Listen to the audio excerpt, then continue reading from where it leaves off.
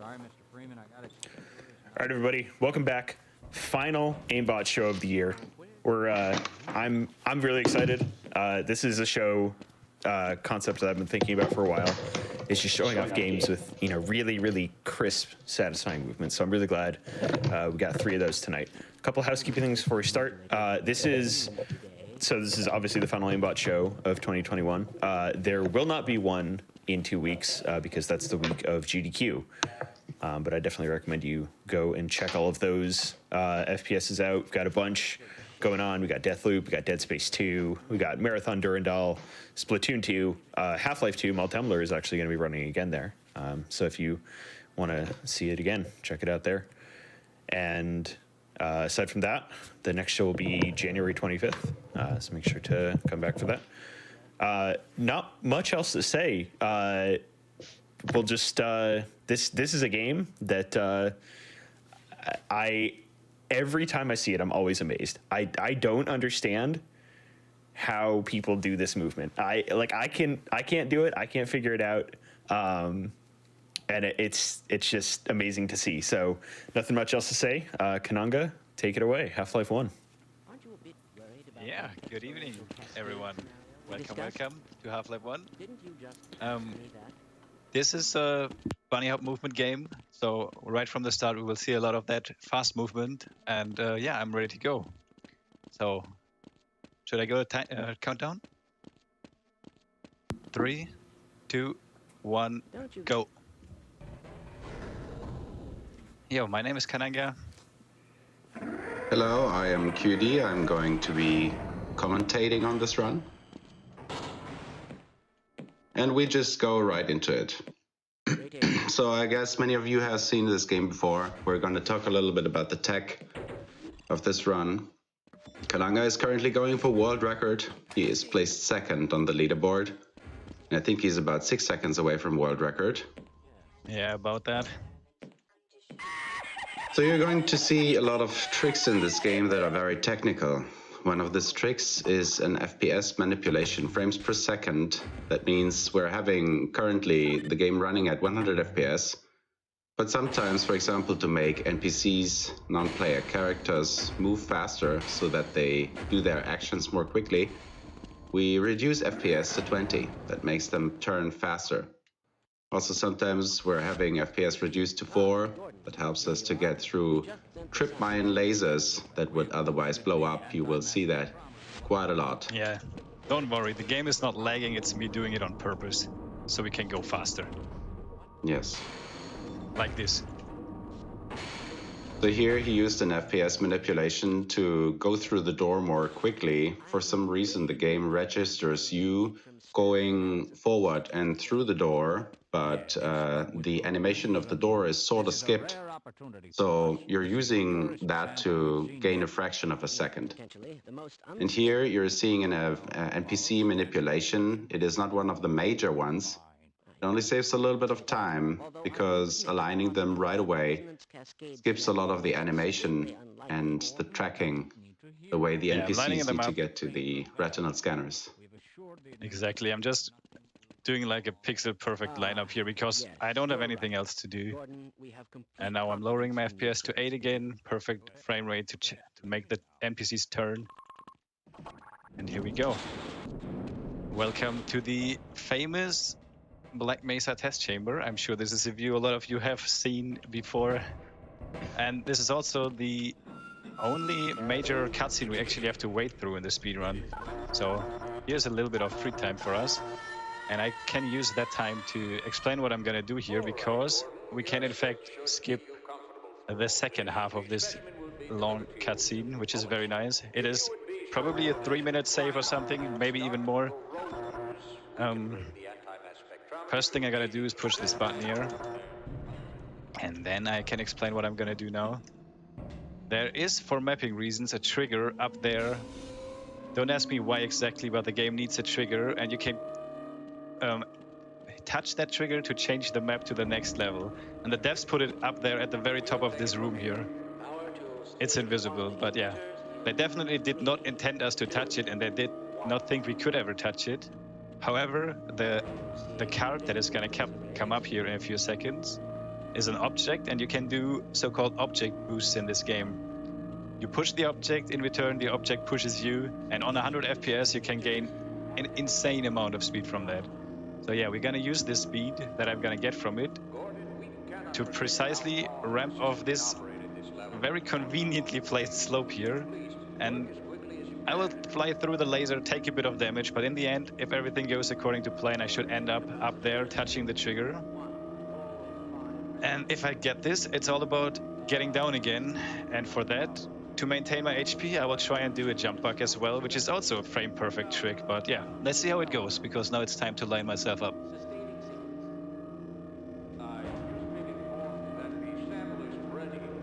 It is pretty precise.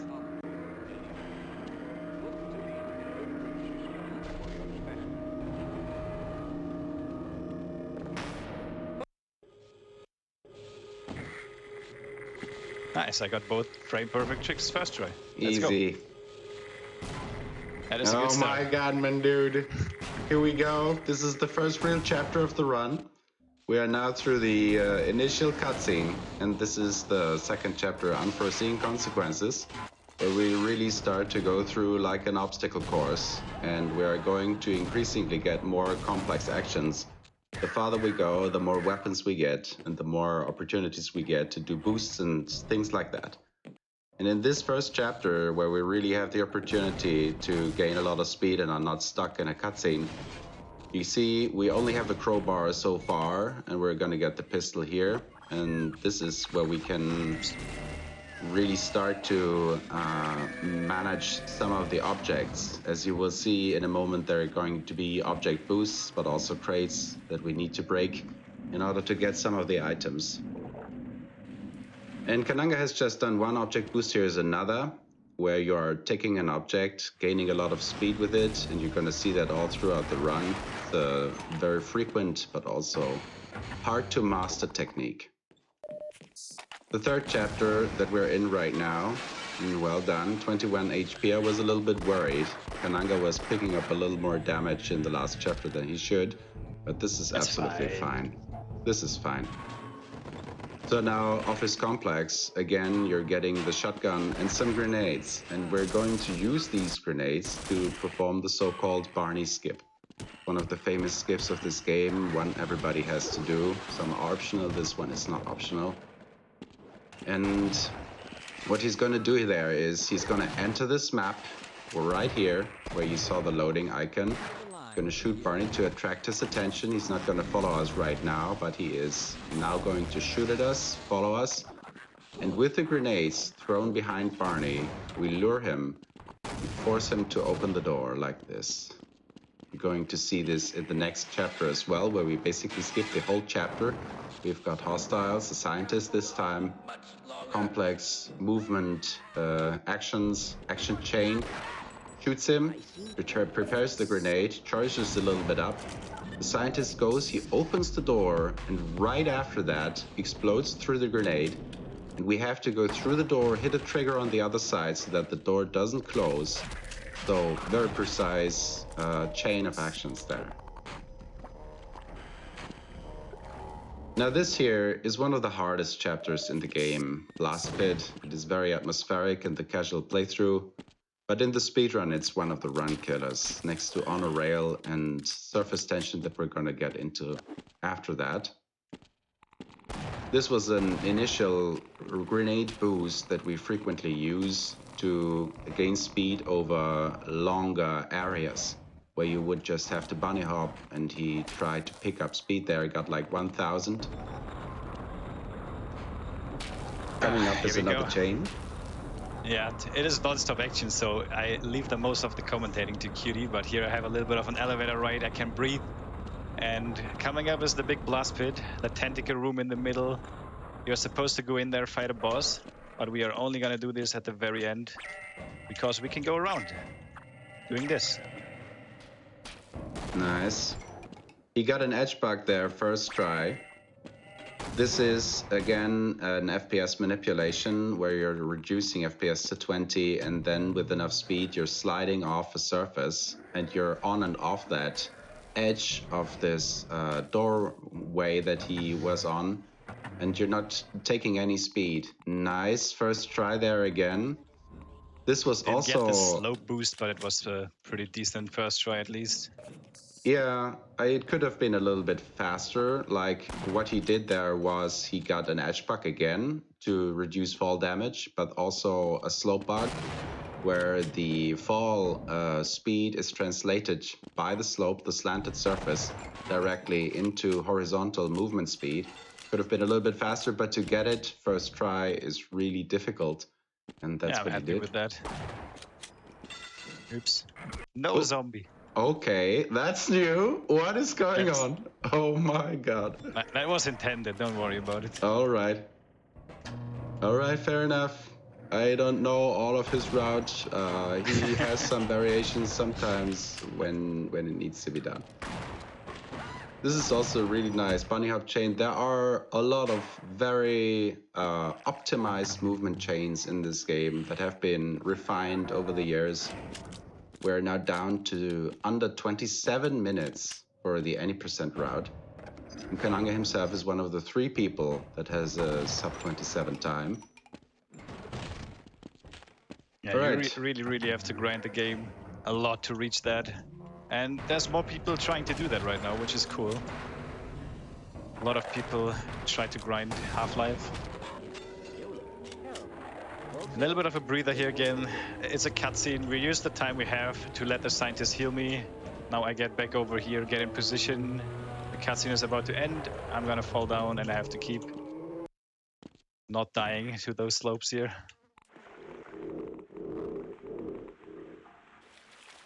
And he's going to perform another interesting technique here. He's going to jump into the water, and as you see, the barrels are moving in the water. It's because of a underwater conveyor, and he can use that to gain a lot of speed, then hold jump and surf on the water, keeping most of that speed, traversing that section very quickly. Here he blew up the crates because on the other side, the trip mines that are going to be spawning from the broken crates and the medkits are going to be there because these 2 map parts kind of overlap. And this is on a rail. This is one of the 3 hardest chapters in my opinion. I agree. And the reason why it is so hard is not necessarily that you're facing a lot of enemy contact, which is of course a big thing because they shoot you from afar. The problem basically is what he's doing here right now to get through these rail sections. And he doesn't use the rail card, so he can basically walk on the side, but in order to go fast, he needs to use the bunny hopping technique with boosts like he's gonna do here. This is a very difficult but always very nice section when you're getting the boost. Nice, very safely taken there.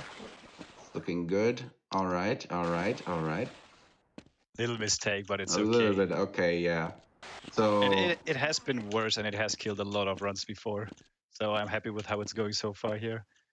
As long as I can reach the end without taking another hit, we're good. There we go. Right. Every rail hit takes 10 damage. You would have died.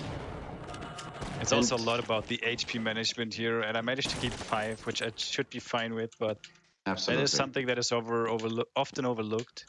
But it is all about routing your HP here, really. The small tricks you do, the nade boosts, they are only worth if you route your HP perfectly.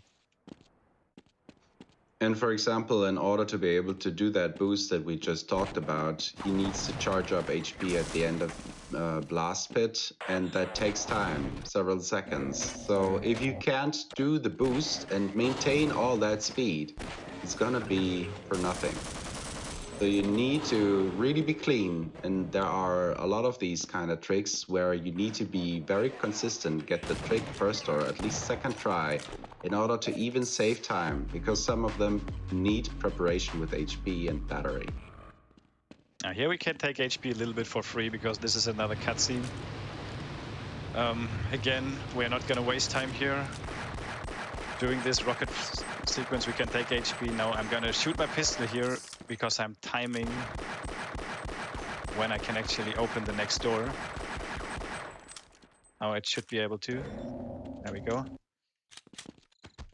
This door is now open. If I would have not waited long enough, it would have been closed. And he timed the opening to like a 1/10 of a second. Thinking of a very special person on this trick here every time.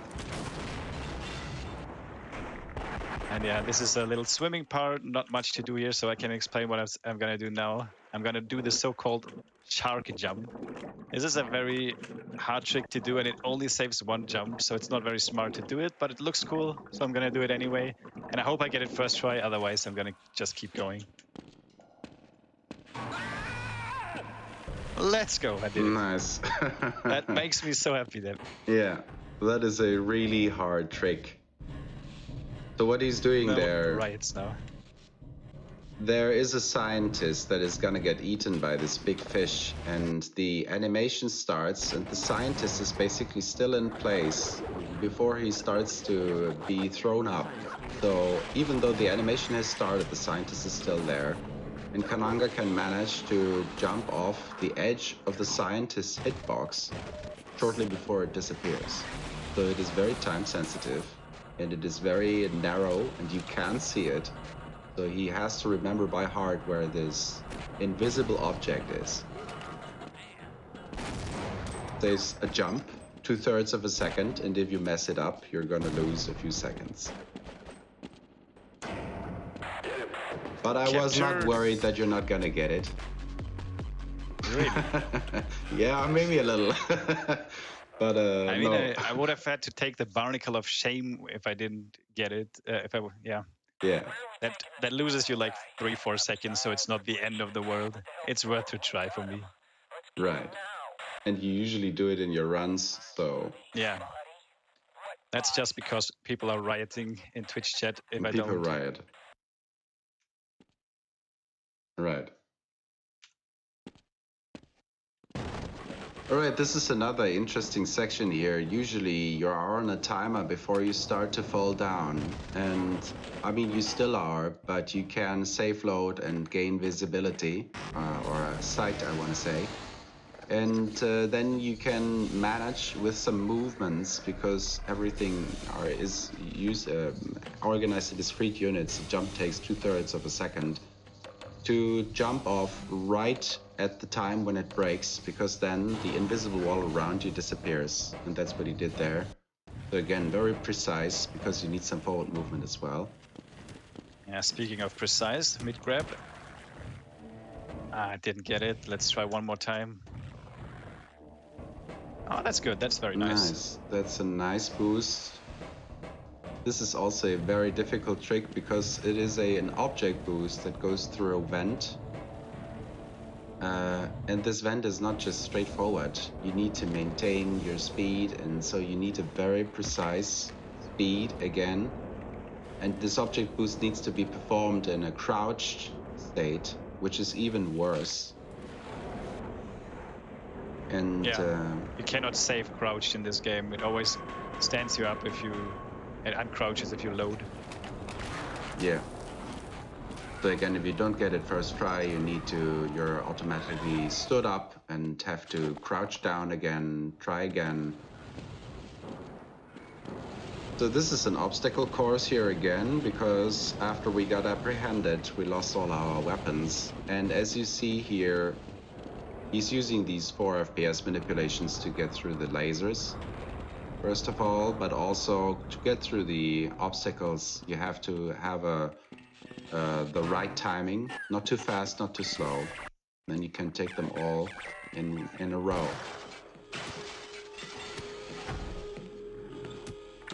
This is the blue chapter, we call it, because it has this calming blue color. Questionable ethics. Nice. Bit low on HP here, but getting through both doors. Okay, 2 HP. That's enough. That's fine. That was pretty good. So, there is happening a lot, but what he did there again was an damage boost this time with a satchel, which does 150 damage. If you're too close, you're getting blown up. If you're not close enough, you're not getting the boost. And he was able to maintain the speed, get over the railing of the balcony, keep going around. Saves like 3 seconds. Yep. And then maintain his speed, get through the doors with 4 FPS manipulation so that they open, he can immediately get through, kept all his speed. So that was very, very fluent chain there. And this is the Now I get the Gauss Gauss rifle. Yeah, that's very important for speedrunning. It allows me to do speed boost, but this time without taking damage, which is really, really nice for the run. So the only reason I'm getting up there in this room is to get the rifle. Oh, where is he? Hello, scientist. Hello. Hello. You're allowed to go to the scanner, Mr. Scientist. There we go. Yeah. This is a big run killer scientist, and he was not nice to us this run again, but it's okay. It could be a lot worse, trust me. Coming up is surface tension right at the loading point.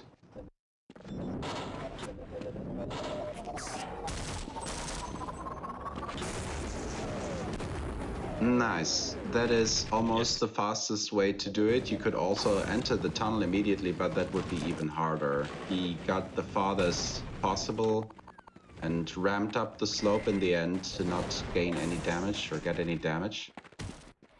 The very hard part in the beginning of surface tension. As you see, he didn't get any damage from that Gauss boost where he shot behind himself. He's going to do this again here in another manner. He's gonna self-damage with the Gauss boost, which will propel him up additionally, which makes him go over the cliff side. And that's the end of the map. Surface tension is, as I said, one of the 3 hardest chapters in my opinion. Lambda Core is also difficult. Gonna come up after. And it is mainly so difficult, not only because there are a variety of enemies and hard situations, but because you can use all these boosts to be quick, and you need to be quick if you want to go for good times, because everybody can use these things. Okay, this is unfortunate here. Very unfortunate! My god, man. Oh my god, man. Oh, this is bad. There we go. And This it's just is so bad. head crabs keep jumping into the lasers, and I didn't know where to position so they wouldn't. Right. Okay, I love to do this sometimes. It's not your fault. This is RNG. Half-Life has the advantage of not having a lot of RNG compared to many other games. Most of the things that go wrong are your fault, but this was not Kamanga's fault. It was my fault because I was a tiny bit too slow. But A it is tiny also bit. unlucky. Okay. Yeah, well, you may be right, but it is RNG. It is a little bit RNG. If the headcrabs jump into the lasers, activate But the at least I trip get mines. this one, which is a lot harder, and I get it Oh first my try. god, that was also pretty good. I was close to dying here, but it worked. Okay, let's go. Yeah, very nice. Look at my HP. All right, yes. So usually when a door opens and you're getting stuck in it, it's going to shut close again, but it's going to give you damage. And in this case, it gives you minus damage. So for every frame, which is 100 per second, you're getting 1 health. This is the infinite health door. And he gained like 2000 HP here, which he's now going to use to do a lot of damage boosts throughout the rest of the run, which will speed up things even more, as if planned, as if they had thought about speedrunning. Crazy. Yeah, but as you see, he still does object boosts whenever he can, because the longer he stays in the door, the more time he loses, and if he can spare more HP, doesn't need them, he can save some time. The water boosting chain, this is the chapter Forget About Freeman. The short chapter, but nevertheless has some really difficult tricks. This was one of them. Yeah. Probably my arch nemesis in runs. Gonna make sure to kill this guy, because these hornets that they shoot can actually crash your game. And I don't want to crash here on a GDQ run, so I made sure this guy is dead. Otherwise, I can risk to just go through the level change, but then my game might crash, and this would cost me a lot of time. Okay, Lambda Core, here we go. We are in Lambda Core right now. And Kananga is going to do a precise manipulation of an NPC. He killed all the enemies, then went to a trigger to activate the scientist behind. He feels safe, he wants to open the door, he comes to the retinal scanner. Kananga shoots him through the door with a gauze, and once the door opens, the scientist immediately runs away to open the next door. So this is like a chain of NPC manipulations.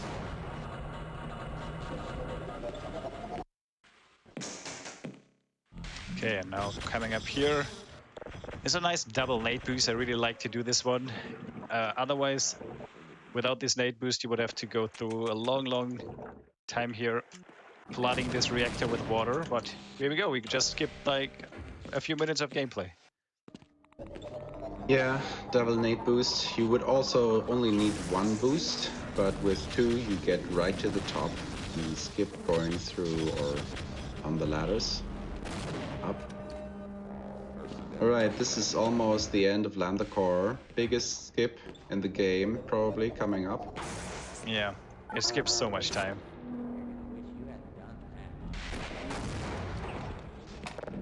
So Kananga is getting some weapons. Just a little bit of supply. Then he goes right to the teleporter. He scared Barney there into opening the doors to skip the first part of this cutscene and then the second part of the cutscene by shooting the Hornet with right click. It activates the kill trigger of the teleporter before it's ready, and he can immediately teleport to the next map, which is Zen. So this is an Which is interesting already over trick. now, yeah.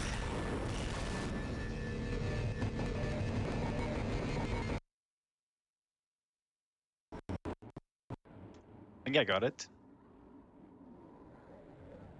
Yep. So the reason why Cutie stopped talking here is because I need sound to make this trick happen. This is a frame perfect safe load this time. After the map changes, I have my FPS lowered to 6. And then I use the sound to listen to the audio cues, and when I hear a special tick, I have to save, and then this Gonarch, which is like the boss fight right now, just skips a few animations, and I think it saves 5 seconds overall to do that save load. And yeah, this is just a very long boss fight for a speedrun. You have to wait for Gonarch to run to a few positions and you shoot it. However, we can skip the last part of this boss fight, which is going to come up soon here. Normally you would have to bring Gonarch to break the floor, but you can also damage the floor and break it that way, and that's what I'm going to do now. And the boss fight is skipped with that.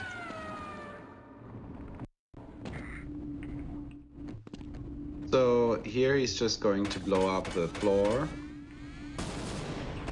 It will only break usually if the Gonarch was there and died. Yep. Skipping another map just by doing a grenade boost.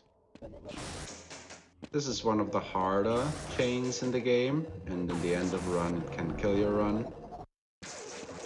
But this is very fluent, very nice. Not even getting stuck anywhere or losing speed.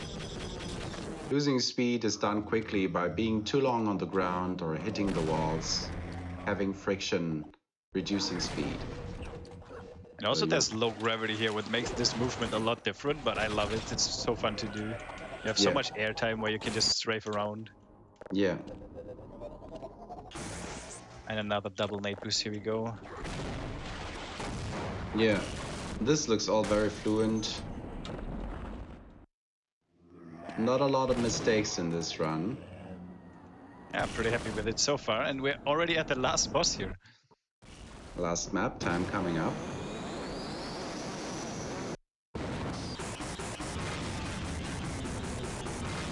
just have to make sure to destroy all those crystals, which I didn't do perfectly, but it's okay. And now we have to make sure this big baby takes enough damage to open its head, and we can give it the final blow for the time. Here we go. Time. There we go. Nice. Very good run. What's the time? What is the time? The in-game time would be 27:45, which is what what is the time without loading. Congrats. Sub 28. Very happy with that. Yeah, sub 28. That's what I was hoping for, and I'm very happy that I got it. Nice. Yeah, the real time was 28:23. That is also, yeah. It's always like 40 seconds from that. Yeah, makes sense. Nice. Oh, yeah, we have a little bit of time. Absolutely wild run. G-Man, no. Thanks. Yeah, I hope people enjoyed it. Yeah, everybody in chat was losing their minds. It went a lot better than I imagined. A few of the hard tricks worked first try. However, I managed to lose time on easy stuff, but I always do this. So overall, I'm very happy with this run. And thank you, Cutie, for getting up so early. You have to know, guys, it's 3 or 4 a.m. in the morning, and Cutie has work today. But he still got up to commentate for my run, so... Well, thank you for Cutie. having me, and thank you for having us, GDQ. Yeah, thanks for inviting us to do this run. Yeah, and again, thanks for coming and showing it off. I'm sure there's tutorials everywhere that people can check out if they want to start learning this game. Exactly. We have a new tutorial from 2021 by Fruge. So if anyone is interested, this is a really good way to learn it. And also, join the Source One's Discord if you want any more help. People are very happy to help there. Yeah. Awesome. And yeah. I can just say I'm currently going for world record, like Cutie said. So I'm always streaming almost on a daily basis. So if you want to see that, happy to greet you there. All right. Yeah. Well, again, I thank you so much. Like I said at the beginning, God, that run is so wild. But yeah, we're just gonna be taking a quick break, I guess, and we'll be back with Half-Life 2. All right, everybody, welcome back to GDQ. We have Half-Life 2 80% no void clip with, and I checked this time so that I pronounced it correctly, because I always want to pronounce people's names correctly, Malta Miller. So, Malta, go ahead and take it away. All right. Thank you very much. So yeah, my name is Malta Miller, and I'm going to do Half-Life 2, as you all know. So, and I have a commentary with me.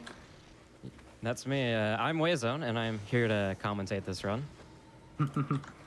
So, yeah. So I'm gonna start from new game, and the counter is not gonna start yet because timer starts a bit later. But when we do marathon runs, we always start from the very beginning. So yeah. All right, so during this intro cutscene here, we're just going to go ahead and explain some basic movement tech. So this game is pretty much known for ABH with the new engine movement. We'll discuss the differences there in a second. But the basic idea is Valve tried to patch bunny hopping, and they failed miserably. So whenever you B-hop backwards without holding S, you gain a ton of speed. And you can do the same thing forward as well by pressing the backwards key while going forward to gain a ton of speed on each jump. So we'll be doing that throughout the run at every chance we get, and it's pretty crazy. So let's get into it. The right man Is this the J, dude? place can make all the difference in the world.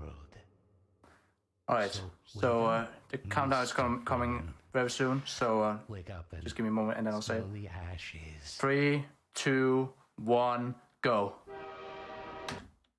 All right, so here Malta is doing a save load, or a few save loads. He's basically going to lag out these trains by doing a few save loads in a row. And if he does it correctly, the trains will lag out and go inside one another, so they can clip out like that. There we go. And it's important to note that we're invincible here, so allows us to not take damage from getting squished. And also there, he hit a little slope there to get over that wall. And yeah, it's already crazy, but Suddenly, we're already at a stop here.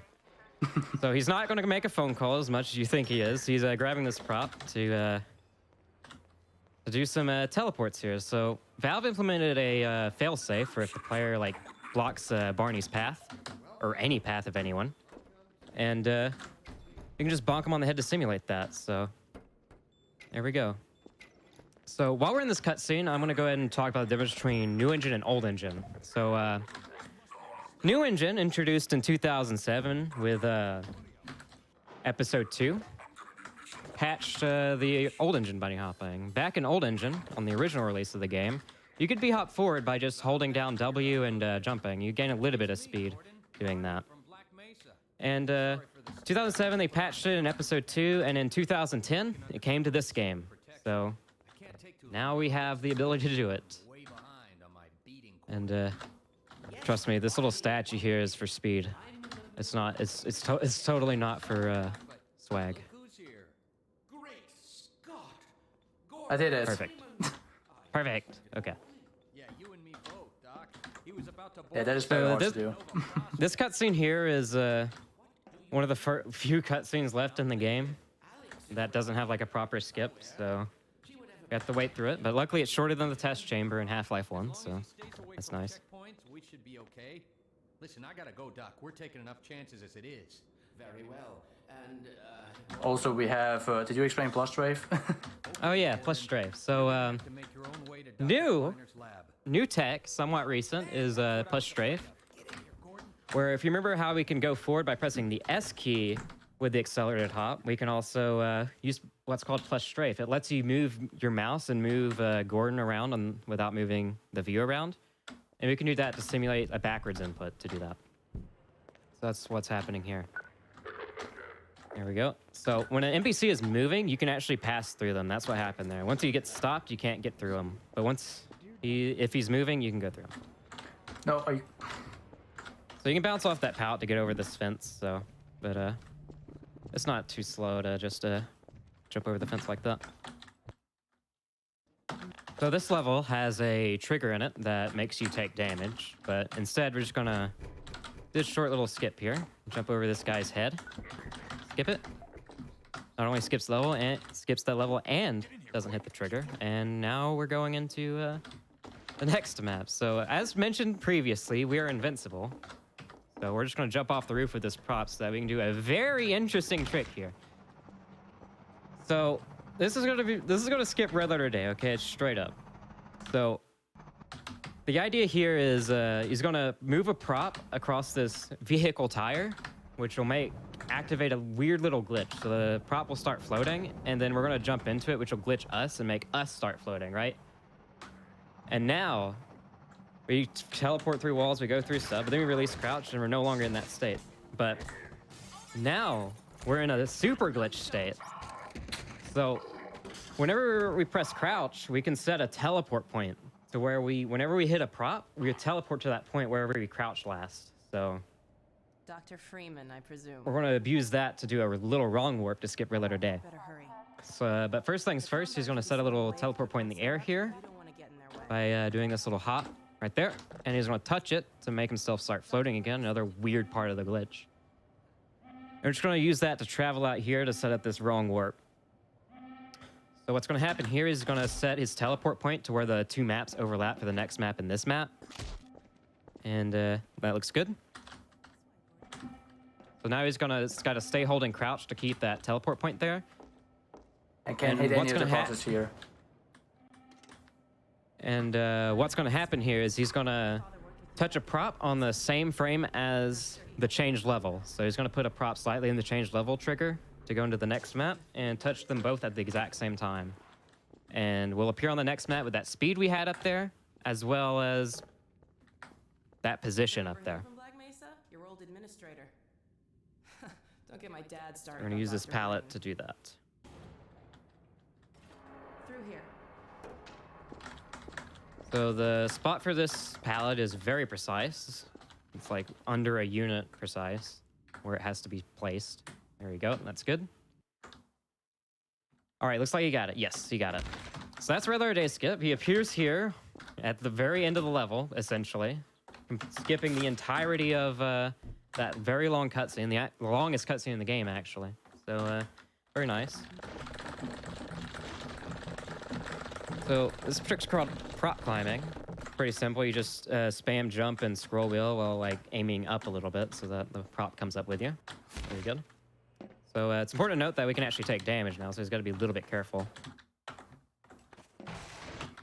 Just trying to break these boards by smashing into them with your face. All right. And now here's the first instance of save deleting. So the idea of save deleting is we save load, save, and then delete that save we made, and then try to reload that save, and then the game will just put us in a default position on the map with default items, because the game doesn't know what to do. So it just sets you down to that. So that's how we get the crowbar and the suit. Socially, that's yeah, that's a very cool boost there with the barrel. As with Half-Life 1, damage propels us. So here's a cool little skip. He's just gonna bounce off the train if he does it right. Okay, very nice. Get on top of this invisible wall to get down here.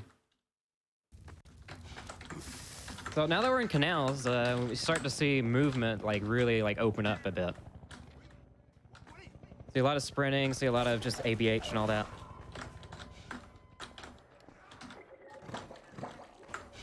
Going through here. Coming into this barrel room is gonna... The idea here is you want to put all these barrels in one place so that they blow up all at the same time and all at once. They're all next to each other. Just save a little bit of time. All right, let's see if Malta can get this wagon strat. So if he does this jump right here, he'll bounce over the wagon. Oh, the nice, perfect. Oh, right through the hole too. Nice. That was so fast. That is so sick. That is so hard to get. And then immediately after, he did another trick there where he spammed a ton of jumps because the floor kind of sucks you down there, so you can't like do a proper jump, and it just gives you a ton of speed to just go straight through those barnacles like that. Similar to Half-Life 1, this game is also quite packed with strats all the time, but with a few more with a bit more downtime at spots. So.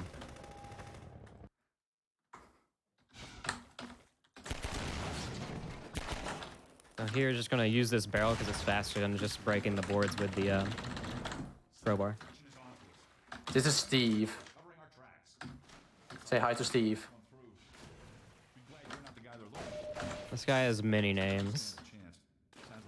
All of these NPCs have. I forget what his official name is. Manhack Matt, that's what it is. That's his official name.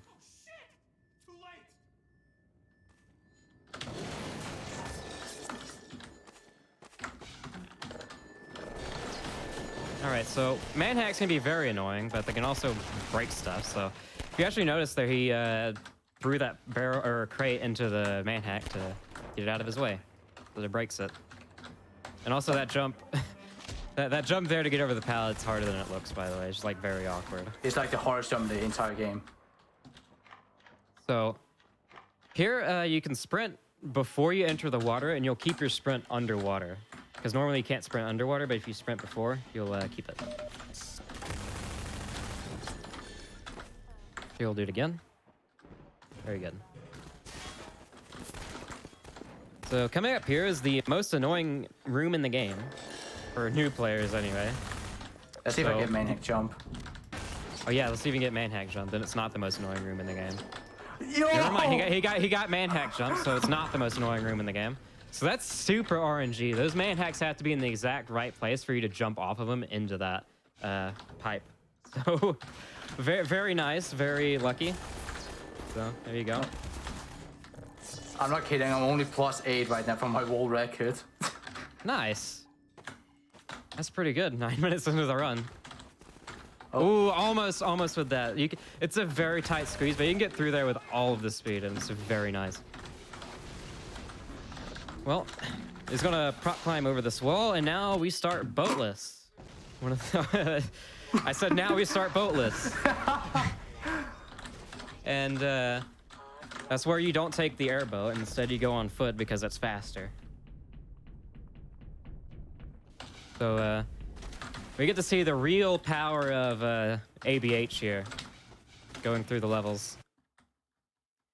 And it's important to note that anytime you hit a slope with speed, you'll gain a launch. Like, you'll fly up in the air. So that's how you get so much height all the time from this. Is you just hit slopes and it just kind of follows the slopes up and with the speed. And that's you dying of fall damage there makes a good point. If you land in just a little bit of water, you won't die to fall damage. So here's a new trick. So we're going to save delete to get the airboat back. And we're going to do a very fancy trick here. So the idea here is he's going to move the airboat outside this level change trigger. And he's going to enter past it.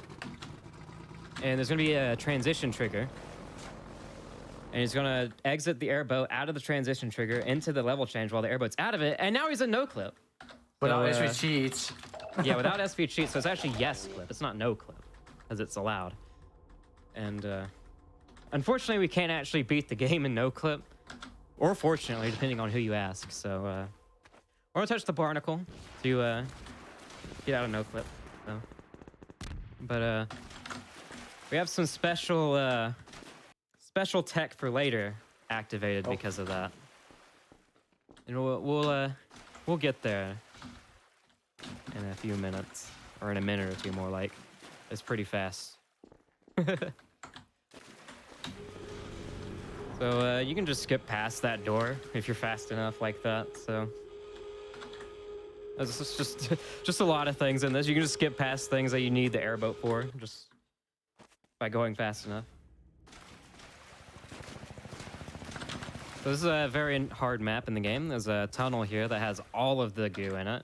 And if you have very low speed in it, like, you can't make it to the end. So you have to have like very good speed to get to the end. And Malta gets max speed. So there you go. Directly to the end. It's actually terrible. Come on, you can land the hop. I believe in you. There we go. So what makes movement really hard in this is when you're going fast and you like are hitting any ground that's not flat at all, you can just like slide off of it without being able to jump to redirect your speed. So you have to like know exactly where all like the flat areas are to where you can land jumps. So it's a lot harder than it looks because like he's constantly trying to land in places where he knows he can have hops land.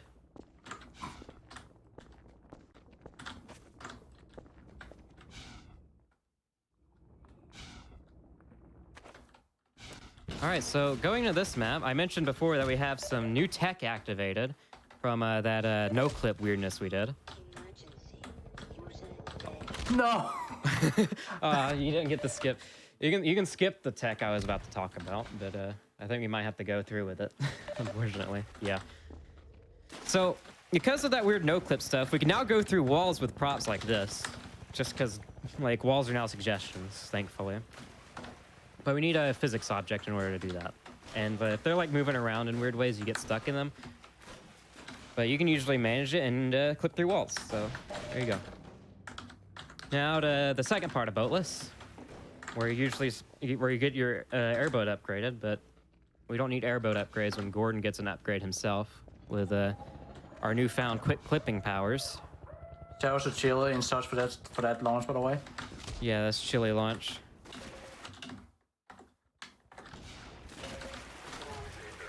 Another pretty long goo tunnel there.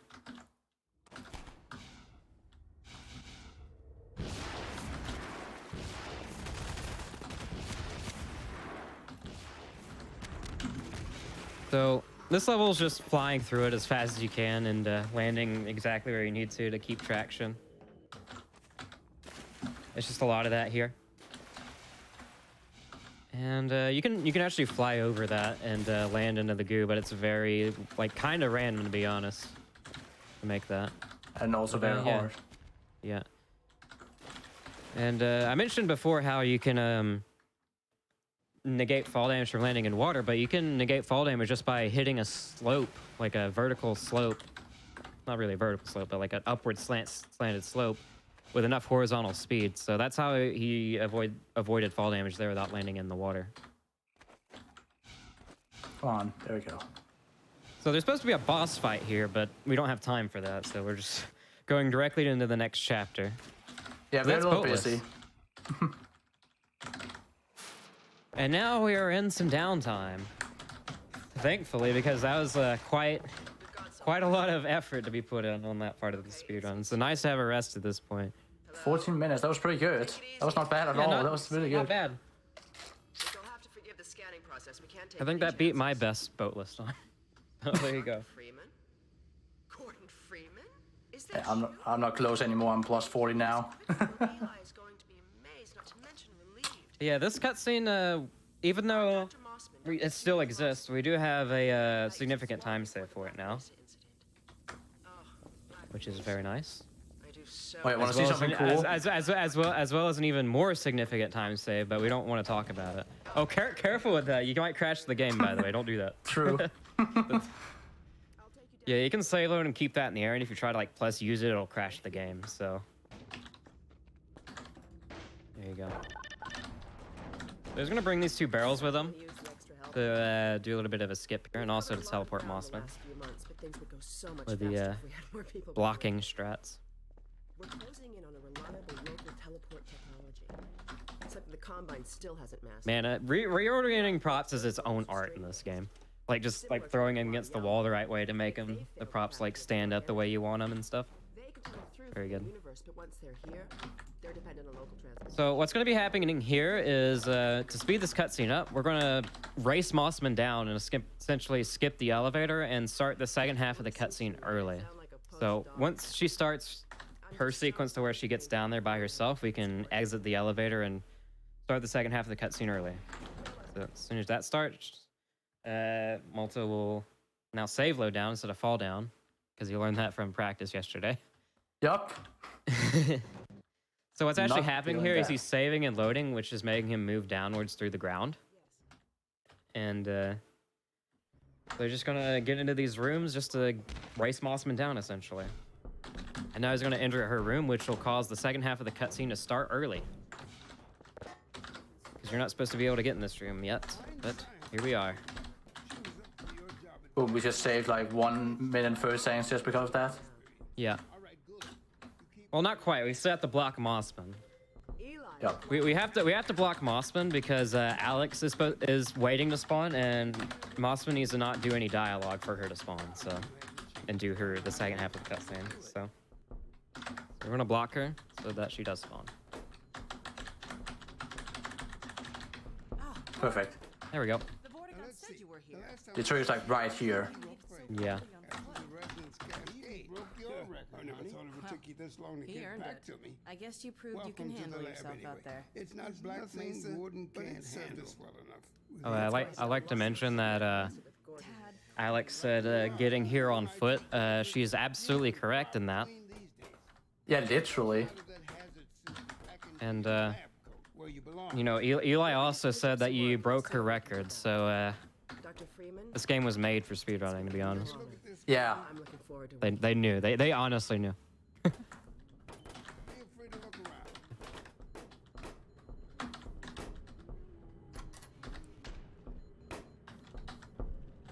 Oh, no Mega Man Eli, unfortunately. Yeah, sometimes you can, there's like this little thing that it gets on hand on Eli and it looks like Mega Man. It's like a little cannon with laser, actually. Yeah, just a little bit of downtime here. Get to relax for a second. And then have to immediately go back and do some more teleports. Yeah, and I forgot about it. Doesn't matter, it's like 2 seconds. Not all teleports actually save time. One of them he tried there does, but he didn't get it, unfortunately. But yeah. Someone misjudged the capacity of the Combine thyristor. Are you blaming me? No, not at all. It was a calculation. I guess we get to watch the story here for a little bit. Maybe you should let me do the calculations next time, as well as installing it. Alex, really? Sometimes I think you deliberately misunderstand me. Alex, why don't you take Gordon along and give him some practice with the gravity gun? Also, when I stand here, Alex will come closer to me. If I was close to Eli or Mossman, she will not walk at all. But because I'm staying here, she walks a little bit to me. So she gets closer to the door. Yeah, there's a piece of dialogue where she's programmed to walk towards you, and says he just walked next to the button so that she walks towards it. Yeah, it also happens a lot in episode 1 and episode 2 as well, actually. So here's going to set up some props in order to do some skips, as well as try and make Alex go faster here. I'm sorry, I shouldn't be talking. Skip a little bit of dialogue here. Just gets a bit claustrophobic. There's going to save load there to That's like no change place. like Alex's like AI in a weird way. I don't go there anymore.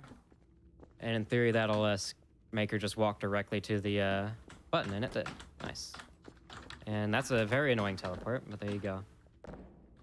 So as soon as this door shuts, he's gonna clip through and basically skip the dog cutscene because you don't see dog in the speedrun anymore. I'm sorry. Also, what's a gravity gun? Yeah, what's the gravity gun doesn't exist either. The actual things that make Half-Life 2 Half-Life 2 are just gone. Okay. Instead it's now. Oh no, stuck in the ladder. This is the new Half-Life 2. Hey, at least the crowbar still exists. Yeah, we still have the crowbar. Okay, here we are in Ravenholm. Ravenholm just going to be a couple damage boosts and be very good. So he's going to boost and slope off this little slope here and hopefully hit these slopes to the end of the level. There we go. Like that. There you go. Right to the end. Don't get the meat father ravioli either.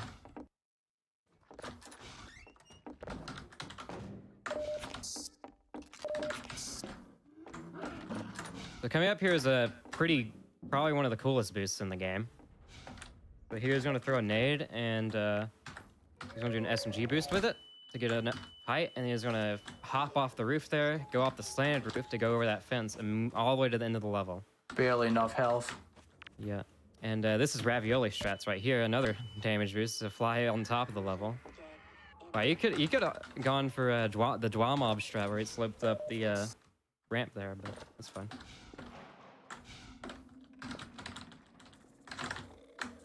Guy in chat says he walks away for 30 seconds and we're in Ravenholm. Well, we're actually no longer in Ravenholm. This is like the end of Ravenholm. Oh no. Trolls. So why would you walk an extra 2 feet forward to get in the water when you can just fall through the ground with the barrel? That's much better. Yep. Agreed. Yeah, now we're at the end of Ravenholm here, getting out of the mine. Dude. Oh. Yeah, Malta does this unique little boost here. He tries to bounce over this with the nade and then just use the nade to get a ton of speed up the slope. Oh, I got it. Oh, he got it. Nice. Okay. So now we're out of Ravenholm. This map used to have a really annoying old prop clip where they had to get stuck in the prop and do weird save load nonsense, but now we don't have to do that anymore. Oh, nice. Almost got the cool launch. Dude's gonna grab the shotgun in this van and just clip through the wall here to make sure nothing spawns in here, which is nice. Also got an SMG nade, Park. Also, rip Winston. Rip Winston. F and chat for Winston. All right, for the best part of the game, Highway 17. So the car's all ready for us, but we don't need that, and we're just gonna go straight past it. And now we're just gonna cross an ocean and hit the slope and get perfect height over that, and then hit an upward slope here to avoid fall damage and continue. All this movement here is like, this is honestly a really good coast so far, but all this movement's quite hard to get down because like you really have to memorize every little spot in order to like have traction to be able to jump and to know like where you're going to slope to avoid fall damage. And another thing I didn't really mention is the collision in this game, where two geometric faces where they meet has a chance of just like completely stopping you dead in your tracks. So you also have to like, be wary for where those are as well and try to avoid those so that you don't get instantly stopped. So he's actually avoiding so much more stuff here than you think he is to actually make it through these levels. Like, it's actually insane. I'm gonna take health. Yeah, that's probably a wise choice.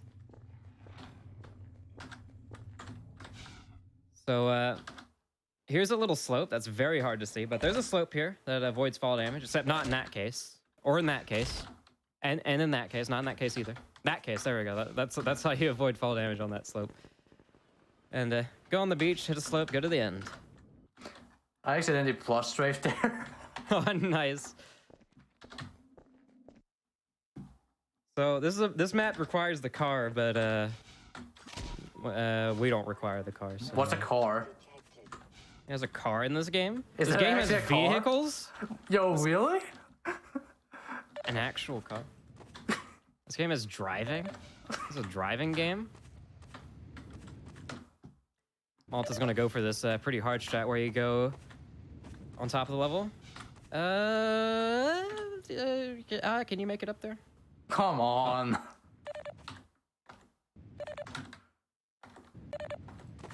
I believe you. You can get up there. Going on this upper route instead of the lower route saves like 10 seconds, but it's very hard to get. And you can like easily die because you hit a lot of slopes and there's no ways to avoid fall damage. Like that, essentially.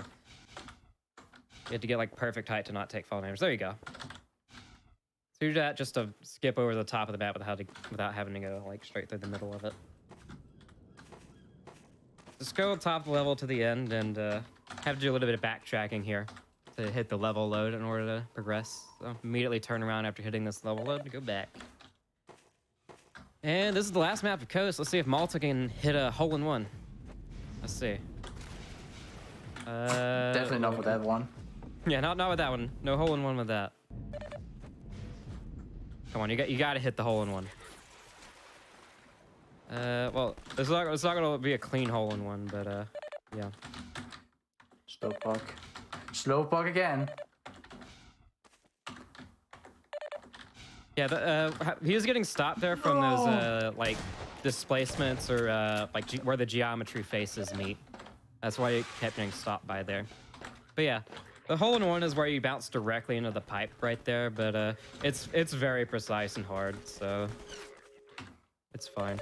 But now we're in prison. That's the best part of the game over. Now we're into the other best part of the game, which is prison. So standing on props is kind of weird. So he quick clip through the wall there while standing on a prop. So it's very weird to jump off props to do that. So it's kind of nice how he got that first try clipping through the wall.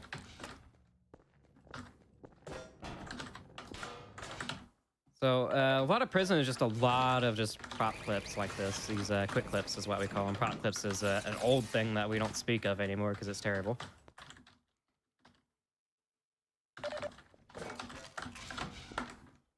Alright, going risky. Going risky, yeah. You can take some HP there, but he's decided to save some time. Yeah, you're fine.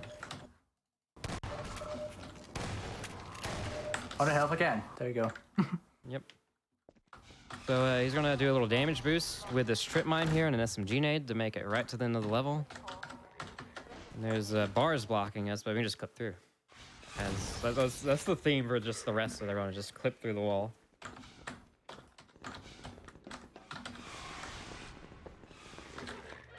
So turrets are physics objects too, and you can just clip straight through here as well.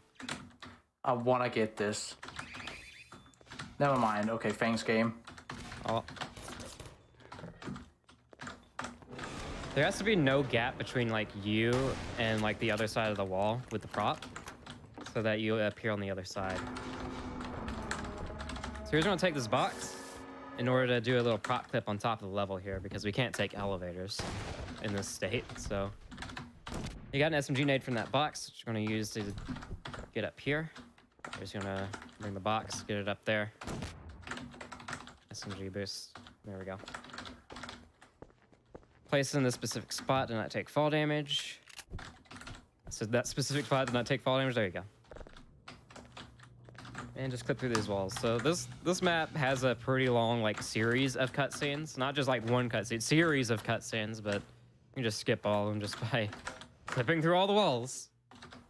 If I could do that. Like it's a common joke in a lot of games, right? Where you have, this would be so easy if you just go through walls. Well, here we are. I mean, that was a joke in this game for a long time, but here we are now. So that clip looked a little weird. So what actually happens when you're doing these clips through the walls is basically like your arc that you follow when you do a jump. Basically, will just transfer through the wall, and when your arc like passes through the wall all the way and is back in open space, you just teleport to the open space. So right there, he fell through the floor. It can look kind of weird on those where he just falls like directly down through the floor, but it's just the same thing. He's just falling straight down through the floor. And here, skip a trigger so I don't wake up these zombies. Yep. They can be really annoying and block you all the time. Floor stuck. Please. I beg you. What? Here's another clip through the ground here. What? Oh my. Oh, and okay, just save loaded, I guess. Yeah, he tried to just fall. He oh no! Oh no, you're fine. Okay. I thought that was like 1 unit away. Wow. They're just gonna just jump through this wall here. Doesn't take much time, but yeah. So here is a another save load through the ground here, but here he's gonna give himself speed. Because he needs to enter this tiny little room here. He actually can't fit inside. So he's going to be inside the wall to hit this turret in here. So these two turrets that he's about to grab activate the second half of the cutscene when you touch them. So what's going to happen here is we're going to play like two cutscenes at once to play it faster. If anybody knows the story of this game, this section, you know, Mossman betrays you, spoiler alert, and he teleports away and leaves you and Alex to die in the prison. But Alex managed to, or tries to get the teleporter to recharge that they teleported away in. And it takes a very long time to recharge. What's actually happening right now is we activated that recharge sequence early. So if you look at the elevator, it's actually moving up very slowly. What actually happens in the cutscene is the elevator is at the top and it's supposed to move down very slowly. But at the end of the cutscene, when Mossman teleports away, the elevator will move up really fast. Well, the plan is here is when Mossman goes to teleport away, the elevator will reverse and move down really fast, effectively skipping that whole section. It's very complicated, but and very jank, but it works. And another aspect of it is you have to wait till the elevator is like close to the top in order not to soft lock. So that's the point of putting that prop in front of that console there. It's to pause the cutscene so that Mossman freezes right there. And another thing is this quick clip that we're doing here, or this quick clip like state that we're in. You can't get hit by bullets. Like everybody's a stormtrooper now. You can't get hit. So there you go. A lot of stuff to explain in this game. But now we're at some downtime. Now I explained everything. Now we're just waiting for a visual cue. Yeah. With this quick clip, the only thing we can actually take damage from is fall damage, explosives, and goo. Sorry, I had to focus here. Yeah. So he's got to wait for the visual cue with the elevator flashes different colors, and we just use that to judge when we let the cutscene to continue. To not soft lock.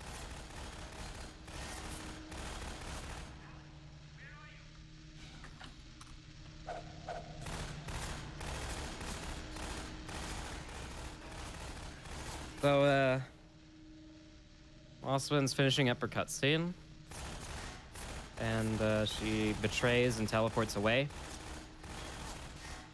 And if you look at the elevator, yeah, I think you have time to look at the elevator, Mal. Just go ahead and look at it for a second while this happens. So they're supposed to be rising up right now, but they're not. And they teleport away. See the elevator reverse, and that skips the waiting. So the teleporter is recharging super fast because of that. I was also trying to be careful here because if that combat runs inside me, I will literally get stuck. Yeah. Oh, you threw a nade. Oh my. What a jerk.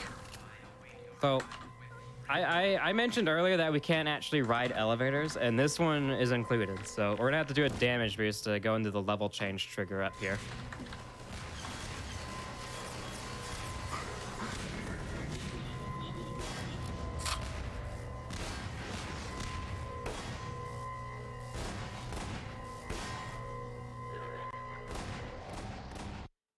And here we are. We are now in City 17. Shouts to Carrot Nose for finding this. Because you don't have the gravity gun, we can't actually move that prop against the wall, but we just use a orb from our AR2. Or pulse rifle, I guess is what it's called. That might not look like much, but it saved like a 2-minute cutscene. Yeah, just clipping through the wall there. There's a strat Malta does. He boosts off that nade he was holding, then as the nade explodes, he drops it and grabs this crate and like bounces over that invisible wall to bring the crate over here to clip through this wall. Yeah, so I was just kind of crazy. But yeah, City 17. City 17 is a very cool part of the run because it's kind of like everything you did in the run all in one package, essentially. Except for what we did for Red Letter Days. That's an exception. But everything we've done in the run up until this point, crazy damage boosts, cool ABH moments, bouncing off slopes, avoiding fall damage, all that's here. And there's quite a bit of resource management we got to do. There's a good bit of resource management in this run, because I mentioned earlier how save delete, we can just like load a default save. Ever since we got quick clip all the way back early in the run, we actually can't save delete anymore. So we gotta manage our resources, make sure we have enough explosives to do all the boosts we're gonna do. Yeah, I was about to say, I have not enough health.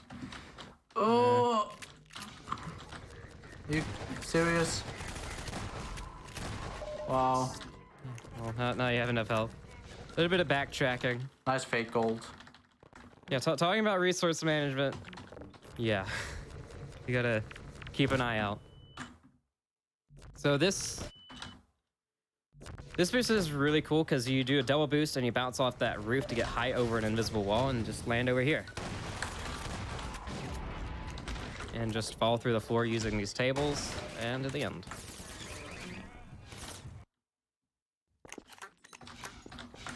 So let's see you can do the cool strat where it puts you right into the wall. Nope. If you do that really fast, like the wall will like guide you directly into that tight little section. You just really fast. So here's a clip that's like way harder than it looks because you actually need a good bit of speed because you have to travel quite a long ways horizontally to make that actually through the wall. Oh. There we go. And just clip through the wall, skip everything. And shouts to this conveniently placed box right here. And then the conveniently placed trash can. Very nice.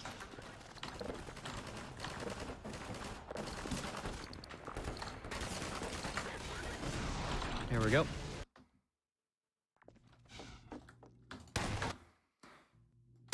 Just gonna grab some nades and then place this box in a specific spot. So he has placed that box there in order to fall straight down in the right spot to appear in that hallway. So there you go.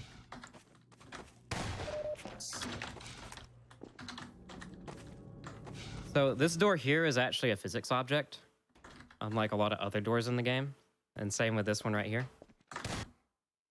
That's also why I got stuck in it. It likes to wiggle.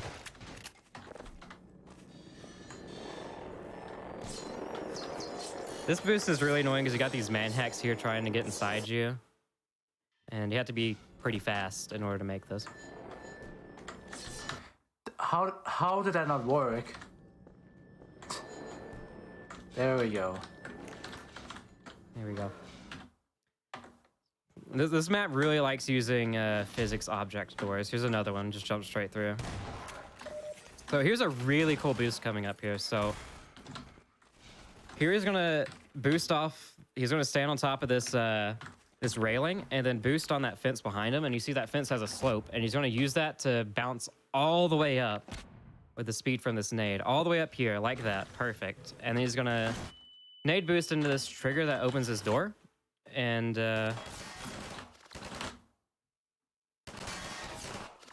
it'll take you right to the end. Very nice. Can't do a single jump. Yeah, jumping's hard. Alright. No. Yeah, there's a little slope there on the ground to do that boost. Oh, maybe. Oh, you can retry it. Let's see. Well, you made it over the invisible wall, so that's good. And you can, there you go. Yeah. So coming up here is probably one of the coolest things in the game, coolest strats in the game. So here's going to set up a prop and put a box on it to block his head so that he doesn't stand on top of it and he does this nade boost. So he's going to line this up and he's going to damage boost, get speed, go through the wall, bounce off a slope, and fly over 2 invisible walls directly to the end of the level like that. It's very crazy how much, it's like how many obstacles you just cleared with that one strat. And more clipping through walls, getting some supplies there.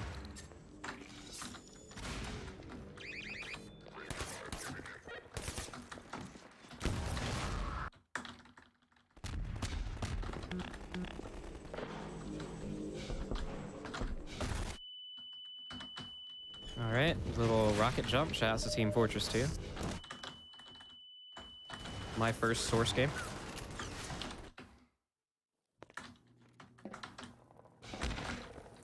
Dr. Freeman, since you shut off the suppressor and opened the gate, we can really move. Alrighty. So, oh, I didn't get the tire float. So this map's pretty hard to get all the way to the end. There you go. I want to get the tire one. Yeah, you hit that little vehicle tire and just go fly straight to the end if you do it right. And here's dumpster launch. Oh god. Oh, he got way too much height. He actually got like on top of the level there. Too high. It's not very often that happen actually. Yeah. And you can just walk through that guy if while he's Shout like out to Fools for that strat.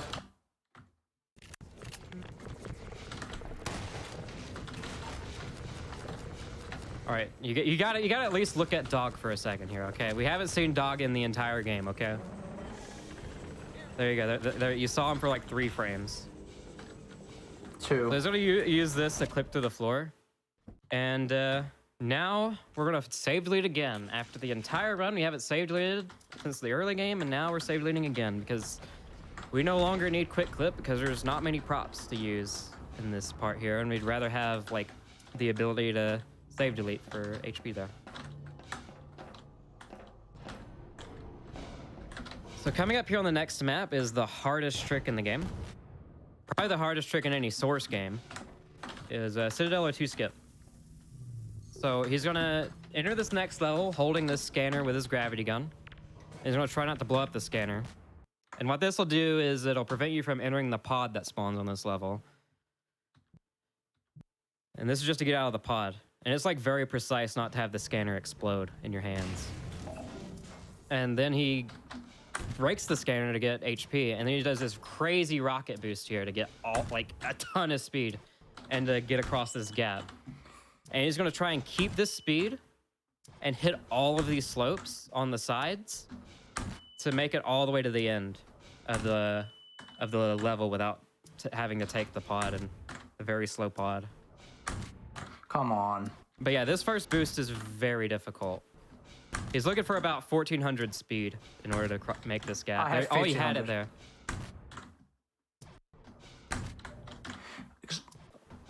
Oh. There we go.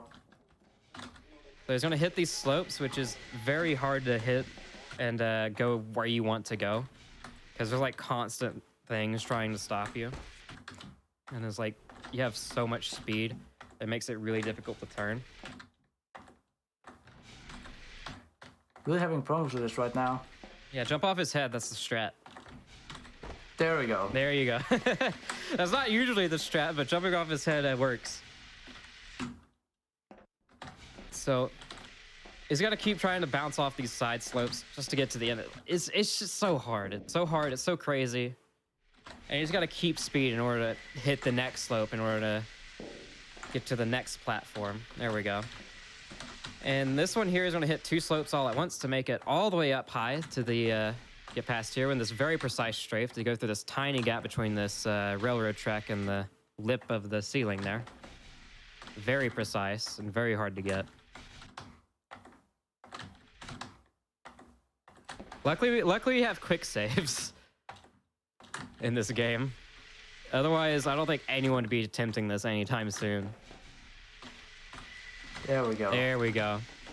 Usually Now, we do use an SMG there, but Yeah. yeah, I didn't want to. I just didn't want to. One last little jump there, and at the end. So we skipped the pod ride. Even though that took so long and took many retries, that's still faster than taking the pod. By 1 minute. By like 1 minute. You can save up to like 2, so. So here's on the edge of the trigger. And if you're staying inside the trigger, you lose your weapon. So he's standing around the edge and losing his weapons. He's stepping outside the trigger to be able to grab his weapons again. So he's gonna use the weapons he kept to do a few damage boosts with the rocket launcher. And also, we now have the gravity gun, by the way, with that save deletion we did early on. So wait, is that the gravity gun? Yeah, this is the gravity gun. Wow. Wow. All right, coming up here is another really cool skip, really cool, unique skip in this run. So he's gonna line this up here. He's gonna line up. He's gonna grab this monitor. He's gonna lay it down. He's gonna shove an orb under it, and it's gonna shoot him right up to the end. Perfect height. Pretty much a developer-intended skip with how like perfect it is to get all the way up there with that. But the place you have to place that monitor and like shove the orb is actually pretty precise to get that to work. So very nice. And now he's gonna attempt a very fast pod skip here. There you go, nice. So those pods further ahead, if you like touch them the right way, you'll enter them. And you can do a very precise rocket jump to make it to the next pod, and it saves like 10 seconds. So now we are basically done with the game. It's all just a cutscene and one final surprise trick in the game at the very end. I'm not going to spoil it yet, but now we're just going to be in a long cutscene for a little bit here. So we can go ahead and do some shout outs and maybe answer some questions from chat. Let's go ahead and start with the shout outs. Malta, you have anyone to shout out?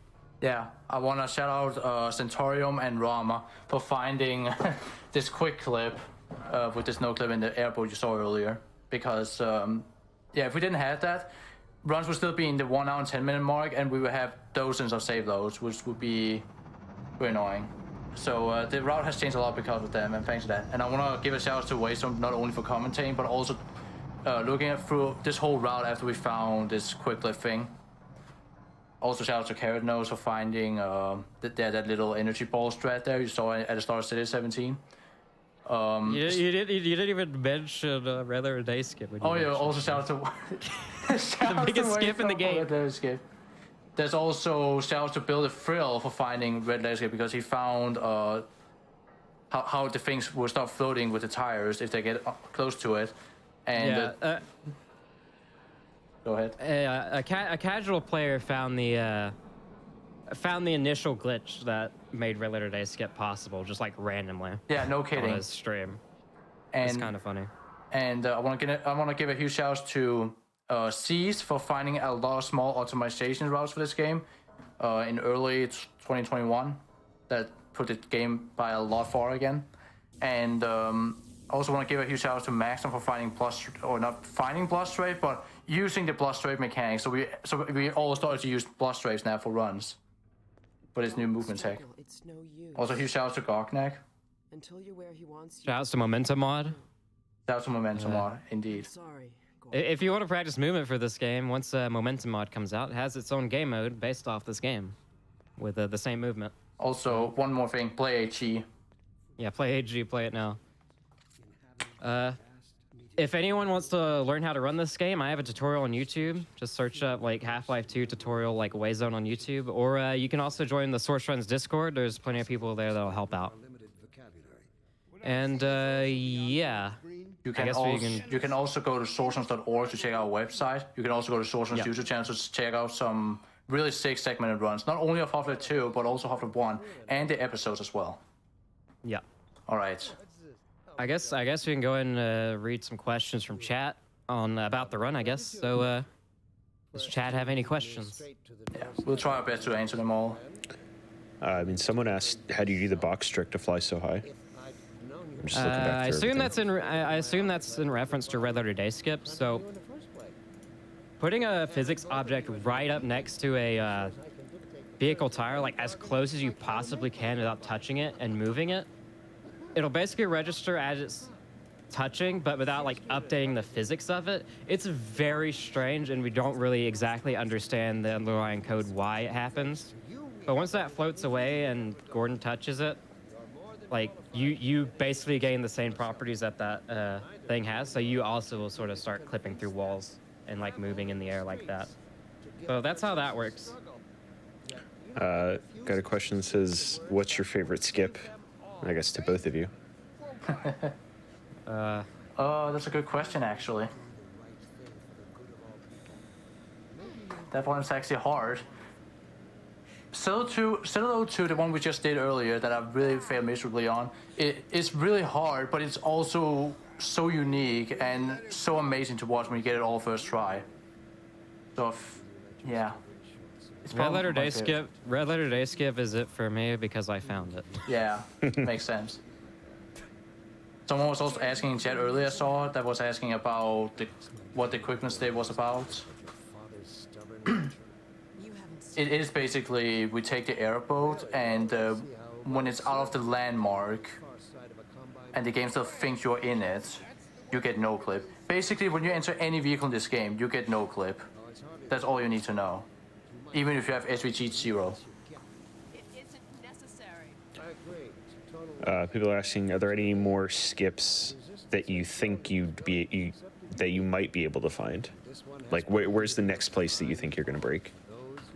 That's a hard one to be honest, because like this, I can say one. we found a ton of stuff, but there's probably some more stuff out there at some point that's some people will find. I don't know. I have one thing to say about that. In the void clip category, the one just called 80%, we have Citadel 03 skip, and we also, not Citadel 3, Canal 03 skip, and we also have Eli 1 skip, and there was another one. Oh yeah, Prisoner 6 skip as well. And Prisoner 7 as well, actually. And Trace Station 1. Which makes the game go from 43 minutes to 40 minutes. Yeah. All right, so we're finally approaching the end of this cutscene. So as I said, there's a little bit of surprise trick coming up here. So what Malta's going to do is he's going to lag out this cutscene with save loads, like pretty much the exact same way he did with the train at the very start of the game. But instead of like lagging trains out, he's lagging the cutscene out, and it's going to desync the cutscene in such a way so the pod gets deleted while we're getting out of it. And similar to the airboat, which got deleted while we were still technically inside of it, like exiting it with that landmark trigger thing we were talking about, we will be a no clip again at the very end of the game. So you can just go straight up to the end here and activate the trigger to end the game and just shoot the orbs in it.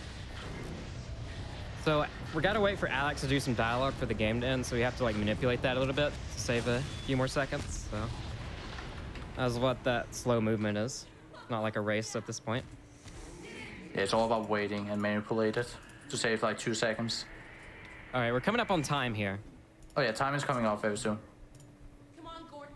We've got Let's get out of here. Maybe we still have time. And that's the time. Time, Dr. Freeman. Oh, we gotta do one thing. You gotta go see Cursed Alex.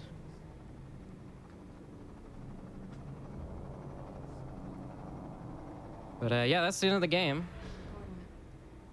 We haven't known each other very long, but Yeah, Alex has something in her eye. That's Ugh. yeah. Also, G-Man doesn't Also have a something head. with her teeth. We didn't really see that. Well,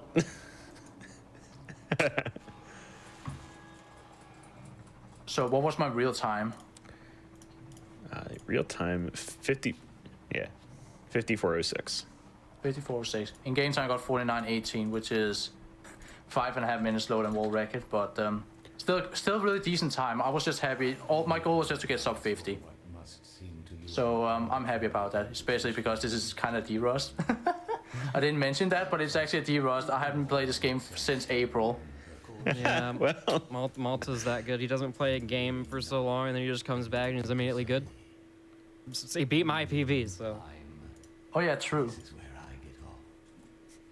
I get off. Well, again, incredible run. I'm just, it's every single time I see Half-Life runs, man, I don't know. I don't know how y'all do it. Like, just the amount of practice that's required is truly incredible. And the movements, so good. But, yeah, so that was the Half-Life 1 and 2. We'll be taking a quick break, and we'll be right back with Titanfall 2. Can't wait for it. I love Titanfall 2. Yeah. Also speedrun that game myself.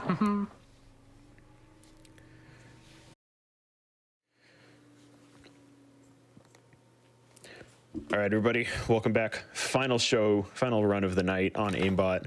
We've got Titanfall 2 by Zweek.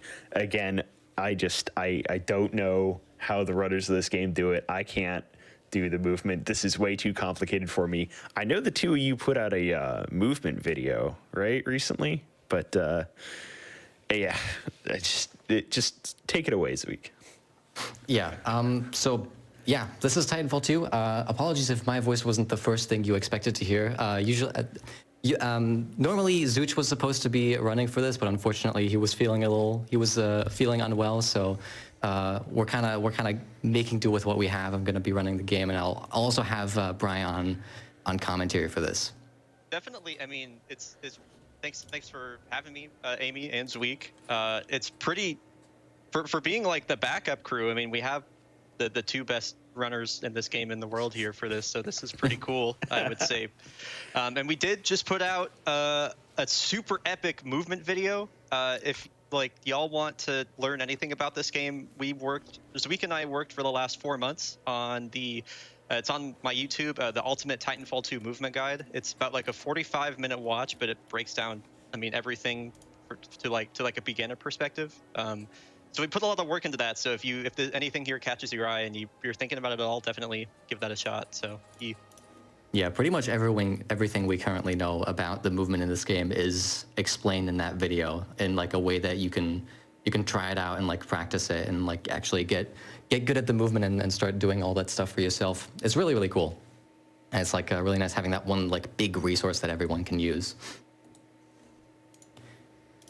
Cool. But yeah, yeah. I guess we should just get started with the run, like not waste any more time, right?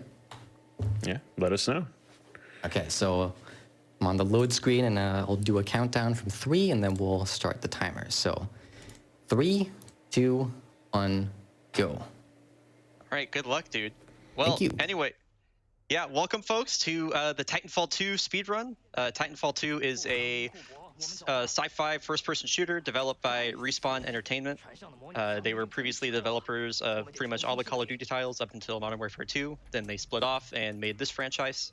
This is a Source game, so it is going to be played on a heavily modified version of Source. So the same version of the same engine that we just saw Half-Life 2 on. But with some changes here and there, we'll be sure to point out the differences. So, but just like Half-Life 2, we have air strafing in this game, and we also have multiple versions of bunny hopping, which you saw before. So, the version that we have in this game is called slide hopping. So, slide hopping occurs when we do bunny hops from a crouching position. Basically, once we meet a certain speed threshold and press crouch, we get like a slide boost, and then from that boost, we can just kind of chain our momentum over and over and over. And you'll see we have a handy-dandy speedometer just to the right of the crosshair there, and as well as an input overlay on the left side, so you can get a real feel for what exactly is going on when we're doing the movement in this game. You'll notice that basically anytime Zweek is moving forward, he is usually not pressing left or right, or he's not pressing forward, but he's pressing left and right. That's using a mechanic called air strafing, which, to sum it up in like the simplest way possible, we move faster through the air when we move in an arc. It's going to allow us to gain speed and just travel farther. So there's a speed cap when we hold W, but if we're not holding W, then we don't suffer the speed cap. So there's like a lot more that's going on with it, but that is really the easiest way to sum it up. We're using a bunch of damage boosts here. We're in a simulation, so we can't die at the moment. So you're going to see a lot of frag boosts and EPG boosts. These are pretty normal I would say, damage boost that you'd see in basically any other FPS that has that sort of mechanic. So there's not a lot of nuance to explain there, just aside from the fact that we can't die here, so we're allowed to do the boosts over and over and over again. This is definitely like a super reset heavy level when you're playing this run, or when you're going for PB attempts. Fortunately, it could have been a lot worse from a from a marathon perspective. So yeah, for sure. That is the bulk of the content in the gauntlet, and now we're kind of chilling for a bit. We have about 2 minutes of action, and then we're sitting for a while. So this is Captain Lastimosa. We're not sure why he's been training us or why he is training us.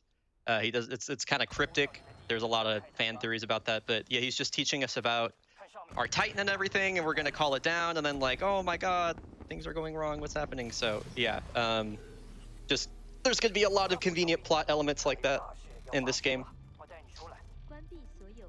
Yeah, the plot isn't really what you usually play this game for casually. It's a lot more about the actual like gameplay and level design, which is pretty top notch, if I do say so myself. Yeah, this run is going to be quite the contrast to Half-Life 2. Something I posted about in the GDQ chat during the Half-Life 2 run was just how far removed the Half-Life 2 run is these days from what you would experience casually.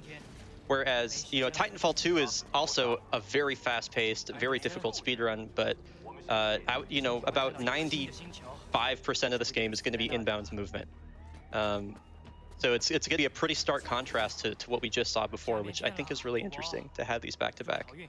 I think there's only like 2 to 3 times we actually go out of bounds in the whole run. 2 of them are intentional, and the other is just kind of something that happens because we go fast. So some context for what's going on here. We are fighting in the militia. They are a rebellious military force that is fighting back against the IMC, or Interstellar Manufacturing Corporation. They're this big kind of hyper-capitalist corporate conglomerate that goes around from planet to planet and takes all the resources and drives people from their homes. And so we're the group of folks that are fighting back against them. We play as not yet Pilot Jack Cooper, but we play as Rifleman Jack Cooper, who at this point in the story is just run-of-the-mill soldier in the militia, and through some I guess fortunate circumstances, we end up becoming a pilot, which we'll see in a bit. Fortunate for us, yeah. Yeah, fortunate for us. Yeah, basically, the one thing that really holds this game back from being like a top tier speed game is the fact that we have these unskippable cutscenes at the beginning. We do have a community mod that skips the cutscene after this one, which effectively cuts this wait time in half. It's pretty cool, actually. It like adds the time that we skip back into the timer. So it's kind of like when you're watching YouTube and the ad read starts and you just like skip ahead in the video like 30 seconds. Like the video is still the same length, but you've like skipped watching the ad read. So that's effectively what we do with PB attempts, is we have something that loads to the end of the cutscene and then it ejects all that time back into the timer. But anyway, given that this is kind of more of like a marathon style run, skips like that don't really work super well. Especially in terms of like commentary flow and explaining what's happening in the game. So we will be watching the cutscene here, but that's just it's not going to be too long of a wait, and it gives us more time to explain what's going on because there's a lot of stuff in this game. Ooh, super glide. Yo, nice super glide. Yeah, if you've played Apex, you're probably familiar with super glides. When we're in this specific movement state, which kind of we refer to it as grunt movement since we're still a grunt. If we press crouch and jump at the exact same time, we get like an instant slide boost. Normally to initiate a slide boost, you have to be like sprinting or do a sprint jump into it. But in this state, we can press crouch and jump at the same time and get an instant boost. So anyway, this is the infamous 18-hour cutscene, the cutscene I was just talking about. It's named for some of the dialogue that appears, though you're not going to be hearing that English dialogue this time around. We are playing in Mandarin, and the reason that we play in Mandarin is because Mandarin saves 38 seconds in just dialogue time versus English. It is far and away the fastest language. I think German is like 10 seconds slower, but yeah, we play in Mandarin. It makes a lot of these long dialogue sequences faster. Though not ones like this where we have to wait for animations to play out. Most of the time save is going to come from just waiting for dialogue to transpire between multiple characters. So Yeah, anytime Anyway. dialogue isn't tied to a specific like full body animation, that's when the game actually progresses. The moment the voice line actually ends. And so in this cutscene, we're being introduced to most of the enemies that we'll be fighting throughout the game. You have Blisk at the back right there who's talking right now. You have Richter up front, Sloan on the left. Ash was walking around in the background. And it's funny because we're not supposed to be killing one of these enemies and we're supposed to be killing another, but we will be doing the reverse of that, as you'll see later on. And so we are almost done here. We're almost out of the cutscene. Yeah. We're going to be chilling for a bit longer, and then the run is going to take off pretty much instantly. So It's this got a level bit of a slow start, but Yeah, once it a bit gets of a slow going, it gets pretty fast once we actually get on and put our helmet. This level is titled BT-7274, which is also the name of the Titan that we see over there that's just getting up to shoot. This level is particularly difficult because the collision in this level and in Titanfall 2 in general is very, very precise. So every little ledge that you see is actually a little ledge. You know, there's no like smoothness or anything like that. And so anytime we come into contact with one of those bumps is going to cost us a significant amount of speed. And for the beginning of this game, we're only going to have one jump. Generally speaking, in Titanfall 2, you have a full suite of parkour mechanics. So you have wall running, a double jump, you can clamber over stuff, etc., etc.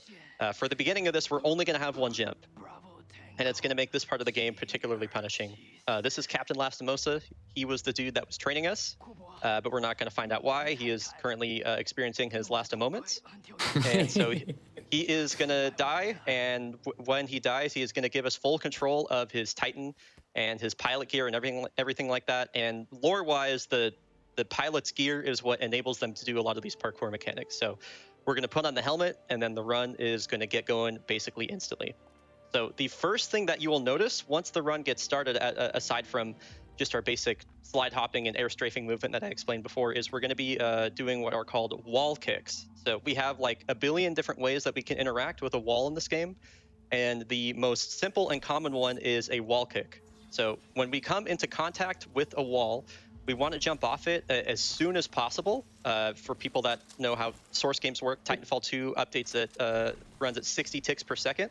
And we want to jump off it within 5 ticks in that 60 tick window. So basically an instant jump from a wall that results in a net speed gain like that is going to be a wall kick. Wall kicks in general are super duper essential to movement in this game, as that's going to be the main way that we're going to end up building up movement. That right there we saw a double wall kick, which is kind of a fun interaction with grabbing a wall at a lower place than you would otherwise, than when you start on the wall run, which is a way that you can touch it twice. Sorry, that was poorly explained. Oh, and then this is a tough little navigation up this room here. Nice little circle room skip. And yeah, we're kind of off to the races now. Like I mentioned before, this mission is super difficult. It's the second mission in the game, but it is one of the hardest in the speedrun by far. It has a lot of these sequences. Nice half slide, dude. It has a lot of these sequences that are filled with a lot of enemies and then a lot of bumps that you have to navigate around. So definitely a common reset point. And fortunately, we will be on our way to getting our second jump back pretty much right here. We don't really have to worry about having a single jump anymore. That was really, really nice. So here's a couple of wall kicks back to back to back. Very, very nice. Oh, the barrel. Barrel RNG. And so basically, we're trying to restore power to that Titan that we were just next to. And BT is a very, very thirsty boy. So we need to get 2 batteries to restore the power to him. So here's the first one. And right after this battery, we're going to be doing a tech that you only see a few times called a slant boost. When we initiate a slide on a very sharply sloped surface, we get a pretty instant slide boost like that. We're going to carry that momentum across the river, start cooking this frag so it explodes right in front of those dudes, and boom. That was close. Or boom, as we would say. That was really good, dude. Boom. Now, probably the most difficult version, or difficult part of the level coming up here. We're going to go for a frag boost here, and we're going to try and carry this momentum all the way across. Missing the frag boost isn't a big deal because we have a lot of backups for this, since that one is very particular. So we're going to be I think we're not pulling frag. Okay, cool. So we're doing a wall kick here, and we're just trying to build up speed for this next section because this is just a bunch of wall kicks back to back to back. And again, we have to hit this within I think you're all good. We have to hit this within a 5-tick window to build up enough speed. Titanfall 2 is very much a game that is based around momentum preservation. Because getting up to high speeds like this is difficult. So once you can get up to speeds like this, if you can preserve them, it's really good. So if you were an astute viewer, you've probably noticed that the gun is kind of slanted or tilted when we're pressing crouch. And if you saw back there before during Ravine, the gun was kind of tilting very briefly after every single jump. And so that is a brand new tech to Titanfall 2 called a crouch kick, which we'll explain how it works later. But basically, when you press crouch at literally the exact same time as you press jump, you will get an increased speed boost from a wall kick. So we'll actually have a pretty good example of this coming up here. We're going to grab the second battery, do another slant boost, and then we're going to attempt a crouch kick on the right side wall down here. Got 70, nice. Nice, right, nice. I think that was technically a crouch kick, but usually you'd get a little bit more speed out of those because crouch kicks can actually give you quite a lot of speed, like quite a lot more than a normal wall kick would give you. Yeah, when you get up to really high speeds, gaining speed from wall kicks is kind of, with standard wall kicks, you don't really think about it. But crouch kicks allow you to like continually build speed no matter how fast you're going. And so that they've really changed the way that we look at routing in this game for a lot of segments, as we'll see later on. They're still pretty new, and they are really hard. So you don't see runners going for them everywhere, kind of yet. But as time goes on, we definitely will. So. Yeah, they're definitely hard in the sense that, as far as we know, crouch kicks are technically frame perfect, in the sense that you have to press crouch and jump at the exact same time, and as far as we know, we need to press them on the exact same frame, which you know, the higher your frame rate is, the more inconsistent that can be. But a lot of people have like messed around with different bindings. I, for example, as you can tell in my input overlay, I jump with right click and I crouch with left click, which is a very weird binding, but it actually helps me just hit those crouch kicks a little bit more consistently. Yeah, for example, I use spacebar to jump, and so I actually have crouch on C, and then I have spacebar on jump, so I kind of lay my thumb flat over the keyboard, and I kind of slap them both at the same time, and that's how I find consistency with them. So a lot of people have ran with different bindings to figure out the right way to do this. And again, there's still things that we're learning about. So this section that we've been talking over is not super interesting. This is the Titan tutorial. It is, of course, teaching us how Titans work in this game. BT is a special kind of Titan. He's a Vanguard class. We're going to be able to find different Titan loadouts throughout the game. And different Titan loadouts are going to give us a different set of abilities, you know, kind of like a character in a MOBA or Overwatch or whatever. So you'll find that we're going to be picking up different ones throughout the run, and that is what they will do. This is a great strat that Zweek found a long while back. This is the no-use strat. So we have an ability that catches bullets. So we're going to shoot the guy, so he brings up his ability that catches bullets. Then he's going to throw it back at us, then we're going to throw it back at him, no you, and he's dead. We're playing tennis for a bit with that brute, and then we win. And so now I'm going to be quiet because he needs an audio cue here.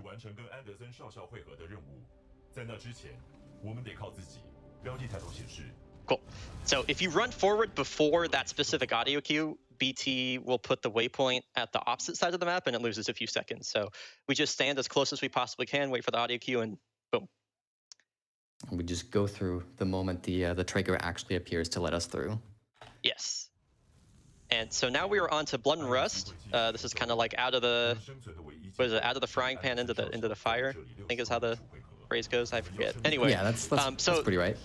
Yeah, so this level is also really difficult. The beginning of this run is like super hard. So while BT was difficult because of a lot of weird geometry, this level is difficult because we're going to be just constantly navigating through a ton of really tight corridors. Though it does start off with a little soft Titan section here.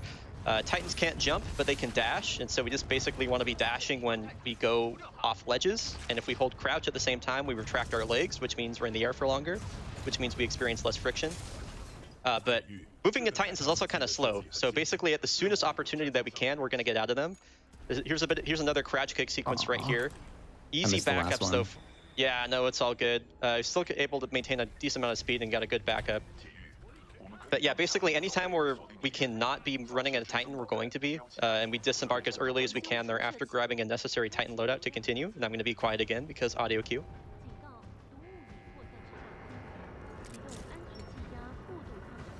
Oh, Zweek's going for the frag here. That's such a nasty frag to go for. Yeah, so you'll see that we're going to have a lot of really tight movement throughout all these corridors here. Nice double wall kick on the left side there. And then this is going to be a really, really big tap strafe coming up here. And we'll cover tap strafing in a sec, but we got to shoot to manip this AI. And then we tap strafe around the corner super hard, which is super sick. The segment's called Sniper Canal. It's a bunch of crouch kicks back to back.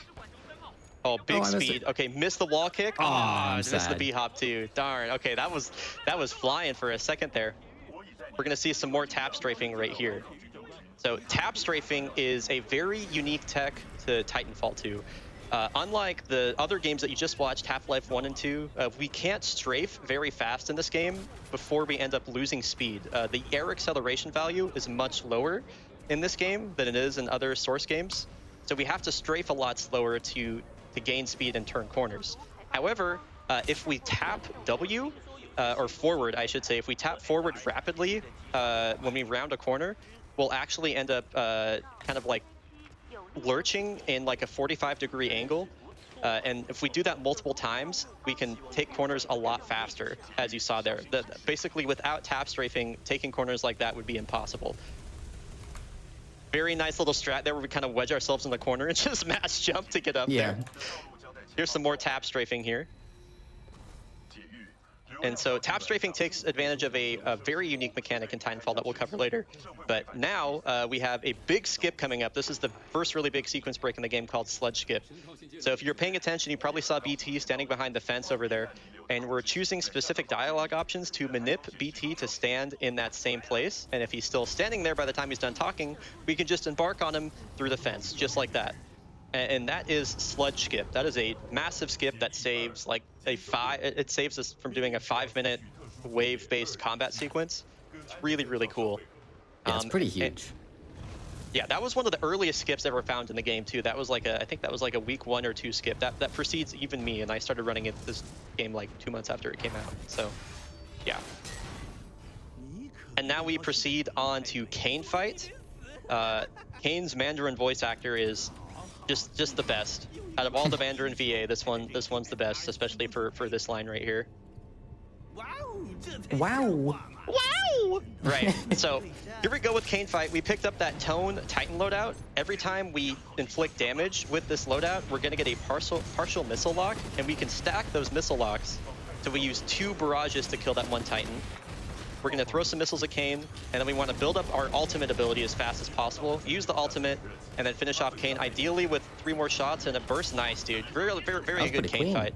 Yeah, very clean Kane fight. And then BT's gonna try and troll you. Nice, okay. Yeah, I saw him running towards me. He can actually get like right up and just like stand on top of Kane. So you wanna, at the end, you wanna interact with Kane's dead Titan, so you can actually pick up his helmet, but that same button is also bound to embarking onto BT. So if BT's a little rude, he can just like smush himself in there, and you can lose like 5 to 10 seconds from just having to embark and then disembark again, and then actually picking up the helmet. Right, so this is one of the areas where Mandarin is going to be saving us time. This dialogue sequence here, it's saving us about 3 seconds here. At the end of, or midway through the, like, not the next level, but the one after, we're going to have a robot fight coming up. So be sure to look out for a prediction in the GDQ chat for the robot fight. That's coming up, and I want to say probably about 4 minutes. So keep an eye out for that. For now, we're just kind of waiting for the dialogue to transpire, and we'll show off some little weird bump climb in there, and we'll be off. I couldn't quite get there. I was blocked at the end. You can get out of bounds with that, though. If you do it right, you can just kind of fly right out of bounds, and it's kind of funny. Yeah. This level is primarily all Titan movement. This level is called Into the Abyss. And so this is the first mission that is split into 3 chapters. This mission is kind of all about navigating through this really big, gigantic assembly line. And that's going to be the main focus, kind of the gimmick of this level. Basically, every every mission in this game, as far as the ones that are divided in 3, have kind of like a gimmick going for them. So this one is that we're navigating through an assembly line. It's basically just all Titan movement, and you can airstrafe in Titans. You'll see Zweek doing that here. It only has one really big trick going for it that we'll see coming up. Unlike the next level, in this level right here, all these big walls and stuff like that are tied to triggers based on how far we've progressed through the level. So if we hit one of those triggers and then go a little bit faster than intended, we can actually get ahead of one of the walls and it'll push us down really fast and saves around 10 seconds. It can be a little bit finicky though. It's coming up right here. So we hit the trigger and now we're gonna purposely save 2 dashes here until we get to the very end. We're gonna dash and get ahead of the wall. Nice. We got a little bit of a push. You gotta be careful. I was surprised you went for that. I was trusting it to push me off to the side. That's a really unfortunate checkpoint, but that's sometimes you just gotta go for that and just trust the wall, but it can troll you. And I think the old name for that was wall boost, but at some point we ended up renaming it to vibe check just because of that volatile nature. Like if you do it wrong, or if you just get a little bit unlucky and like can't react quickly enough, the wall will just kill you, as I just gracefully demonstrated there. Yeah. So the vibe is definitely off. Here we go. This is the correct vibe. Okay. All right. We got good vibes again. Yeah. There's a lot of different things that can happen with that. So yeah, that's why there's a little bit of variance for what can happen there. Anyway, we picked up another Titan loadout called Scorch, which, as you can see here, does massive amounts of area of effect damage. That was really good. And we're going to pick up another Titan loadout, Brute, which is super important later. And we're going to be doing a frag boost here. So frag boosts work a little bit differently. Well, I would say way differently outside of the gauntlet, where we have to place them perfectly so that we're getting the maximum boost from them, but also not dying. Dying from them would be really, really bad. So yeah, that was a really good one until the slight mishap there, but still, I mean, really, okay, if you exclude that part where you died and lost 30 seconds, that was a good Abyss 1. Yeah, that would have been approximately like a 203. So, I mean, I got like a 233. I have my splits up. I have the in-game time, so oh, nice. 233 was roughly what I got there. And so here we are into the Abyss Chapter 2. This is probably the most unfortunate level in the entire game. This level is effectively a like 4.5 minute auto scroller if you consider like all the time that we're kind of waiting around. So this level has so this death actually doesn't matter because as long as we don't. That was actually planned.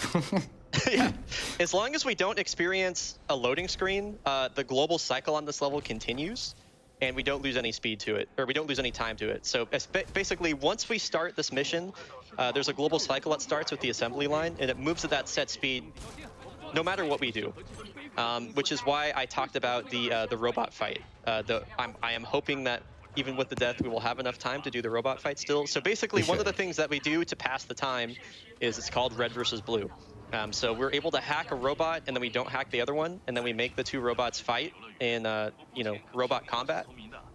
So we'll have that coming up here. I'm always betting on red myself. I know we probably got some bluesers in chat. Probably got some bluesers over there, but I haven't heard that before. That's a good name. Bluesers. Yeah, probably got some bluesers in chat, but I've always been a red dude. I was going to ask which one do you prefer, because blue is winning by yeah, that doesn't surprise 4%. me. Yeah, a lot of bluesers out there. You know how it is. This route that we're taking right here is called Told Spice route, named after the competitive player that found it years and years and years ago. It's effectively just a safe route that goes around the outside of the level. Going through like the casual way can be a little bit risky. There's just a lot of moving parts, a lot of things that can cause us to die. So going this way, it doesn't save any time, but it is a bit safer. And now we're just trying to set up for the red versus blue fight. We want to clear out all the enemies that aren't the robots, basically, just to have the most fair fight possible. We don't want any interference. We want a good, clean fight. So we're just gonna run through. Oh, is that gonna? Oh, that might. Okay. Is he okay? He's I would just shoot. I would just shoot the other one like 2 times to like make it even. I'm just gonna like see if I can make it a bit more fair. Yeah. So we're basically just trying to set up the fight right now. The robots that are fighting are the slightly smaller robots, so not the big ones that we're eating up right now. Okay. That should be Is that good. everyone? Want to hack this All right, one? here we go. Red versus close blue. to. It's a fight to the death. Only one can win. Here we go. We got blue on red. Blue on one side, red on the other. Blue immediately runs away, turns back around. Red's trying to get some shots in. Red's missing. Blue's getting shots in as well, but blue is spraying wildly. Red, none of them can hit each other. They're both stormtroopers. This could go either way. Cloak so he doesn't shoot at you. Cloak so he doesn't shoot at you. Oh, blue throws a grenade. Red is not going to move. Is that going to be a win for blue? Yeah, I think that's a win for blue. The Blues, the Blues are getting away with another one. Definitely not rigged by my awkward positioning and red targeting me. That's definitely not. Couldn't have been. Somebody check if Zweek voted on blue. There could be some manipulation there. I mean, I'm playing the game. I don't think I have time to vote on anything. I mean, I voted red, so. You're telling me, like, before this run started, you didn't tell your mom to watch the stream and then vote for blue on your channel? It is that's literally, totally something. It is literally 6 a.m. Everyone's asleep. Anyway, so now the assembly line has caught up with us. And so now we are waiting on the assembly line for it to take us to our next location. So we're standing at a very specific spot on this crane arm right here. The crane arm is going to rotate up at kind of like a 90-degree angle, and if we jump on it at a very specific time, it's going to launch us straight up in the air. Momentum preservation in this game, or I guess I'd say platform velocity, works in a very strange way in Titanfall 2. So we're going to jump off the crane arm as it's rotating up and get a big boost. But also, we get that boost for both of our jumps. So as soon as we double jump, we'll get the same boost again. So we're gonna go from the bottom all the way up to the top, like within a matter of seconds. It's a really big movement skip that was found by our Australian glitch overlord Taskanaz, who has found a lot of stuff for this game, and yeah, most of it we're very grateful for. So.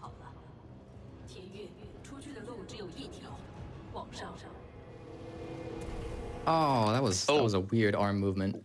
Yeah, a little early. The arm movement can be really tricky. Fortunately, we have a really good checkpoint for this. So as soon as it's over, we're just able to, or as soon as we mess up, we can just load checkpoint. We go back instantly. Ah, I feel like the arm is trolling me. Usually the arm moves in like slightly differently, and it like helps me with my setup. Is your lineup? Oh no, your lineup looks fine. It might be. It might be. I'm just moving around a little bit. Maybe that'll help. Yeah, the timing on this is very tight. Yeah, there we go. There we go. That's better. It might have actually been my lineup. That might have actually been my fault. Maybe it wasn't the arm's fault. It couldn't be the game. It couldn't be you. It's always the game. Yeah, no, it's actually always the game. There's never a case where I make a mistake, because I'm a perfect speedrunner. And so, pretty much right after that skip, we have another big skip. This is one of the only out-of-bounds sequences in the entire game. And this one we found because of a respawn dev, actually. We used to do this skip an entirely different way, and then a respawn dev saw our SGDQ 2017 submission and was like, hey, just so you know, there's like a different way you can do this. And so after a lot of research, or not research, but a lot of hunting, we found out that there's just a hole in the texture right there that Zweek went through. And so now we are out of bounds, and we're going to navigate over to a location over here. And so effectively the screen is going to go black, and we're going to get teleported to a different dome. So how this is supposed to work is we're supposed to fight a bunch of enemies in this dome here. And you're not supposed to know that you're being teleported, but we're speedrunners, so we know that there's some trickery going on and that we're being teleported. So the location that we're standing at is actually going to put us right above where the end level trigger is after the teleport. And the end level trigger for this level is always active. So basically, it's as soon as we get the screen goes dark, we're going to fall a bit, and then we hit the end level trigger. And by the way, as an aside, I did mention that end level trigger is always active. We have a $2,150 bounty on finding a skip for this level, and people have been getting close. We have been able to find a way to skip the assembly line and complete the level without it, but it's like 20 minutes slower than doing it the intended route. So if you are a glitch hunter at all, please help us. There's money in it. Please. We really want to skip that level. Abyss 2 is known to be one of, if not the worst level in the entire game, due to it being... Well, 6-minute autoscroll is really the only thing you need to know to understand how much hatred we have for this level. Yeah.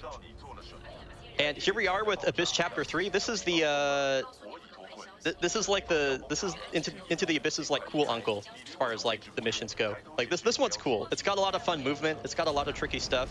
It has this really cool frag boost that we can do off this platform here for really big speed. Like you go massive speeds there, going 84. That was awesome. We're gonna tap strafe around the corner over to BT. Please. Oh, BT's gonna run away and troll us. Yeah, that was super sick. How much money on it? $2,150 was the bounty. To answer a question in chat. And so this loadout that we have right here, this is the Brute loadout. It's the one that we picked up a little bit earlier at the end of Abyss Chapter 1. And this one is really important because it allows us to fly temporarily. And so we're actually going to fly to an unintended location. And once we're in that location, we're going to disembark from BT. And basically what happens when we disembark while we're standing on that unintended location is that the game is going to put us in the nearest location where both BT and our main character Jack can be standing, and that just happens to be out of bounds, as you can see there. And then we're going to re-embark in BT because we have to do another one of those clips coming up here. So this is another big skip that was found by Taskinos. This is Ash skip. It's a little unintuitive, but it's called Ash skip because we skip Ash. So yeah, it's a little confusing, but there's a boss here called Ash that we fight, and we're skipping her. So we're gonna do another disembark clip through an invisible wall here, then hop to the other side. And then once this is over, we've skipped the triggers and everything, and we're home free. And now at this point, it is just running to the end level trigger, which is right at the very top of the tunnel here. This was another skip found by Taskinos. Shout out to Taskinos. Yeah, that is also the last time in the run that we intentionally go out of bounds. So it's all inbounds movement from here on. Yes.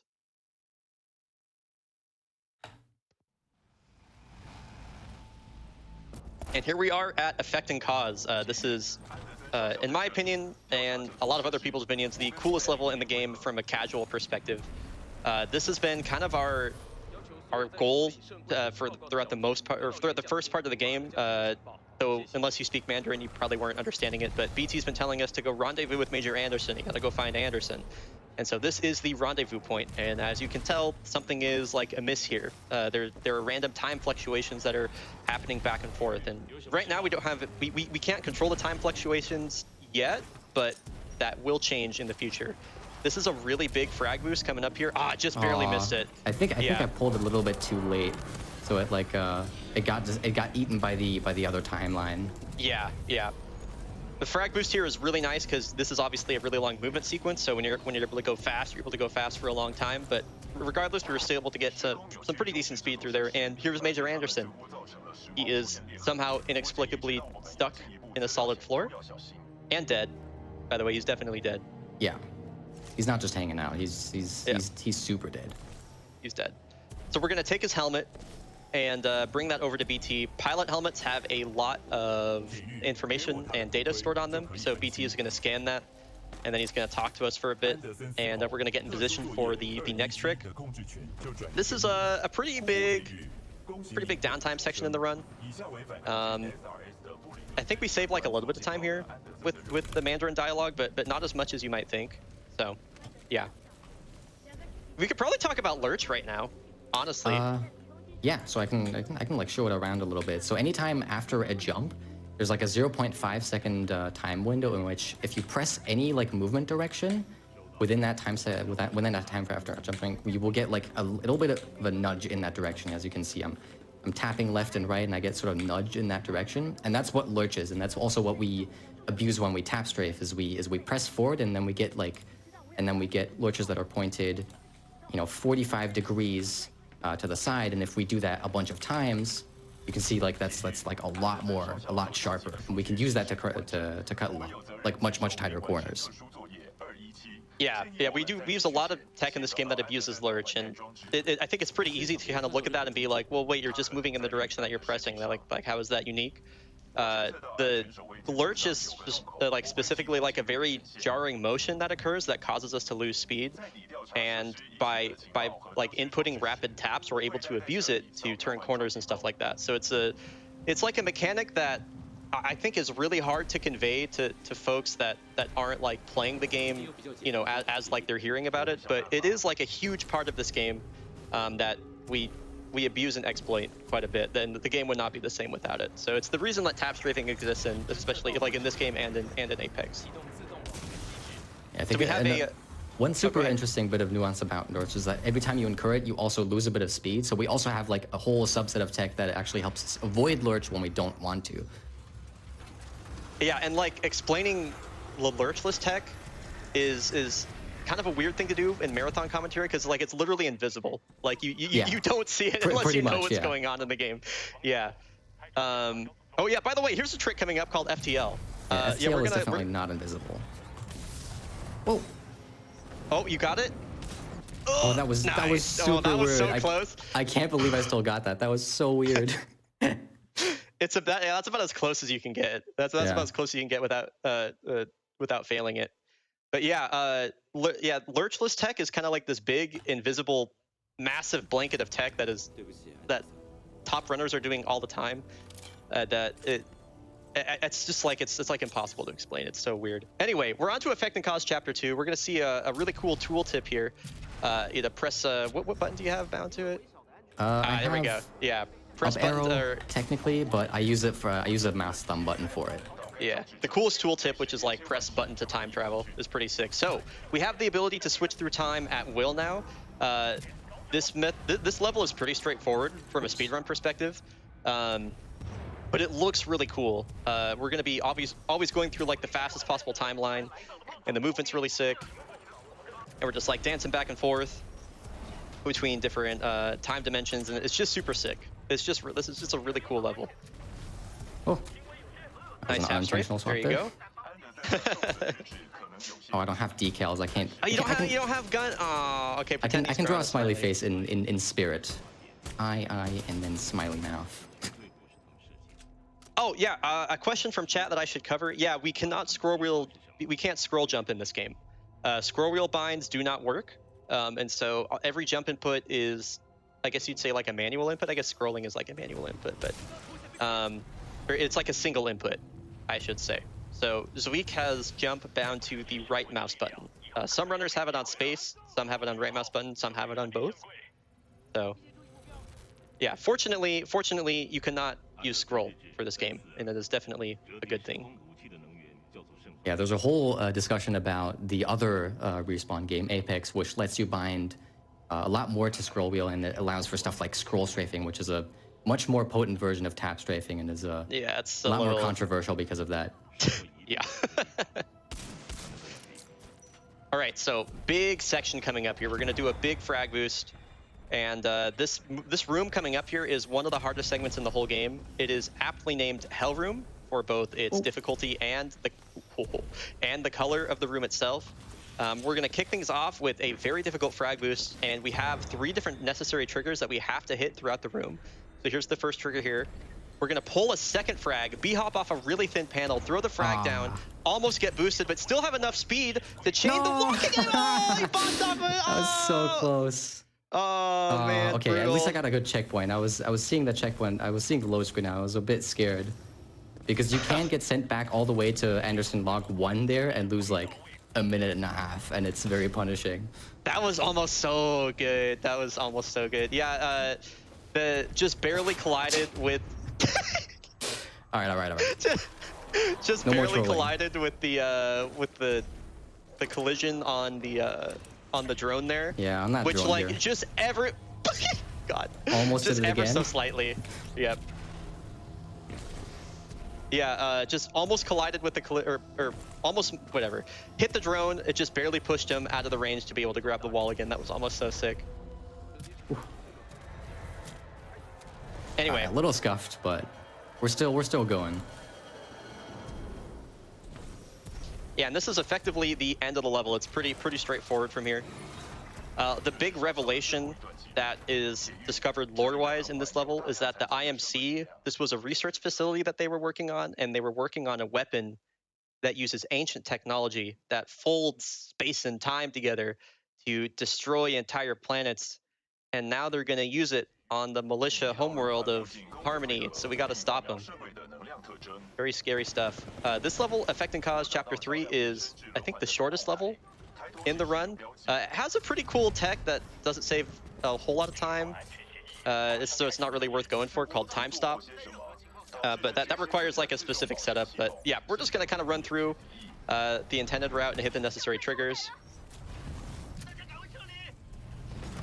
And yeah, I mean that's pretty much the story here. Yeah. Yeah, time stop is a pretty cool strat. I usually don't go for it because I'm not very consistent at it, but it allows you to basically confuse the game into thinking you're in one timeline when you're really in the other, and it basically allows you to teleport way out of bounds and basically clip through. Why did I go for that? I was gonna. I just absent-mindedly went for ship skip. I'm not doing that again. That was dumb. Oh, okay. That skip that Zweek went for is one of the hardest skips in the game. It saves 2 seconds if you get it, but it loses like 17 if you miss it. I was surprised when you just sent it. I was like, okay. Yeah, I just let my hands take over. I didn't even mean to do that, honestly. Yeah, the objective with that skip would have been to do a wall kick off that extremely thin piece of debris. And you have to hit that piece of debris at like the perfect angle so that you actually get the proper wall kick angle going off it. And then you have to do the strafing after it. It's really tough. Yeah, it's super precise. It's something that you should only really ever go for in individual levels, which this level is kind of perfect for because you know, the individual level is only like 54 seconds long. At least that's what the record is currently. Actually, I don't know exactly what it is, but I think it's under 55 seconds at the moment. It might even be 53. I'm not sure. It's very short. Yeah, it's really short. Anyway, yeah, so BT is just kind of relaying all that information to us that I just relayed to y'all. And then we are moving on to probably the biggest and longest and hardest sequence of levels in the game, which is the Beacon. The first one is fairly straightforward. It has a kind of a neat little dialogue skip that we'll do. There's not a ton of stuff going on here, but basically, we have some allies that are trapped inside this base up ahead, and they're under attack. And so we're going to go clear them out and then run back to BT. It's actually pretty interesting how this skip works. So we're going to basically go complete a whole laundry list of objectives before the game checks for the objectives for the first time. And so when they do the first check, like they're just already all done. So it skips like 45 seconds of dialogue. So this is a pretty big skip. Again, it's one of those things that doesn't look like a lot, but is actually, you know, close to a minute time save. So, yeah, these are all the enemies that we have to kill, and then there's a lot more enemies. But if we go back to BT, the rest of them just get completely despawned. So there's all those, and now it's just kind of a race back to BT as fast as we can go. And you don't have to go too fast to get the dialogue skip, but you do have to be quick. Like if you make a number of mistakes, you're definitely going to be losing a pretty substantial amount of time. So here we are back at BT, and then it's just gonna be like, yep, well done, good job, very nice. Yeah, we are victorious. Yeah, so and we're just kind of like, okay, whatever you say, BT. Yeah, so now we pick up the Ronin loadout. This one is another super important one that we'll see later on. And then the game is kind of cycling through all the dialogue here, and then the door opens, and yeah, that is the bulk of the movement in this level. There is a little bit of time saved from the Mandarin dialogue here, but that's about it. Yeah, basically, this is kind of like the hub room that this whole mission operates out of, and we'll be in here, in and out, quite a bit throughout the rest of the run. So, yeah, right now we're just waiting for him to stop talking, and then we're moving on to the Beacon Chapter 2, which is my favorite level to run. Yeah, it's Beacon 2 is like a lot more. You just go and go and go, and it's literally just movement. There's pretty much no combat whatsoever. You don't really need to worry about anything other than just to get to the end as quickly as possible. Which makes it really competitive IL. Oh Jesus! At least until Reginald showed up.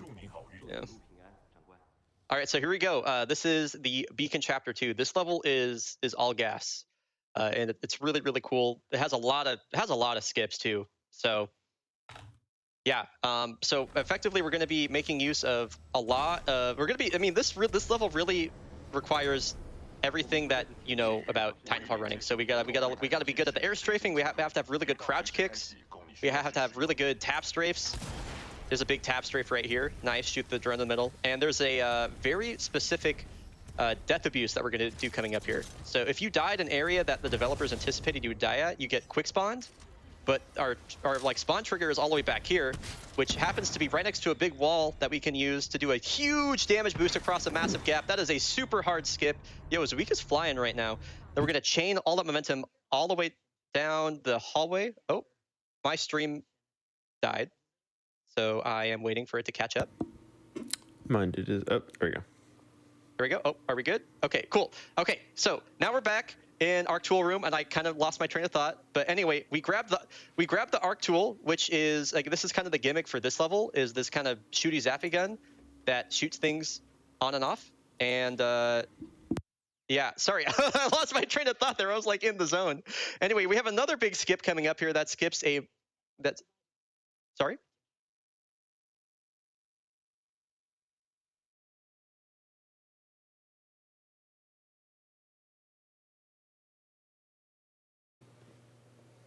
All right. Sorry about that, everyone. A few technical difficulties. We got them fixed. We're back at it. So, Zweek, just let us know whenever you're ready to restart. Yeah, we can resume the timer in 3, 2, 1, now. Cool. Thanks for hanging tight, everyone. I don't think we missed too much. I think the only unfortunate part in all this is that we missed like the really cool parts of Beacon 2, but I believe the stream cut out like right after Zweek hit like the gnarliest kill room skip and then chained a bunch of momentum together, so that was cool. Yeah. The good news is that we have Beacon 3 coming up now, and Beacon 3 is like arguably the coolest level in the whole run. Like if you are at all familiar with Titanfall 2 speedrunning, you are familiar with the Beacon Chapter 3. So this is the big level with the big trick, the big super fastball. We have to do, we just got some kind of like, some errands to run right before we get to that though, just some busy work to take care of. A fun fact about the Beacon Chapter 3, 1/3 of all the time that we save by having the game in Mandarin is saved in this level alone. So, or I guess roughly 1/3, I should say. Again, the Mandarin saves 38 seconds. We save a little over 12 of those seconds in this level right here. So there's a lot of dialogue that occurs at the beginning and at the end. Yeah, so thank goodness that we have that we have like the dialogue switch for that. So yeah, this part right here, pretty straightforward. Use the big shooty zappy gun to zap all the stuff and turn it red, and then we go ahead and leave.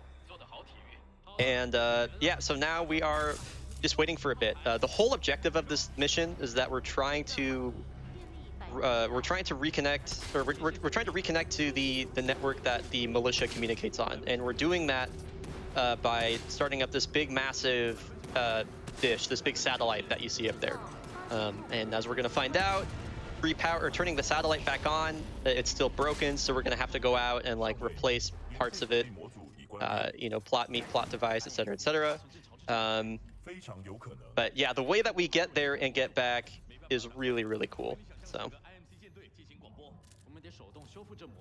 yeah, there's a couple of variations of the strat you can do. Some are harder, some are a bit easier, some are a bit more consistent. I'm gonna be going for the hardest variation, which is also the one that saves the most time. Yeah. So I'm also gonna just set up like a safety save, which is technically not legal for our leaderboard runs, but we also pause the timer for like a couple minutes.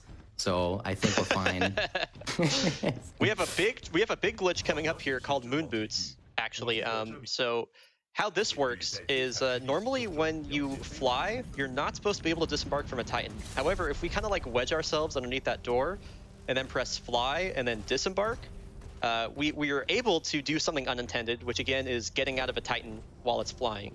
And there's some sort of weird interaction that happens here where if you do that very specifically, your gravity is reduced by about 15%. So you can see that Zweek's gravity was a lot more floaty there when he was jumping around. And so that is called moon boots. That was another glitch that was found by our Australian overlord Taskanaz. This is the coolest part of the whole run right here. We got to get to that far dish over at the end. BT's like, yo, I think I got to throw you, dude. And we're going to hold jump when he throws us, which causes a frame-perfect jump from his hand. Best of luck, Zweek.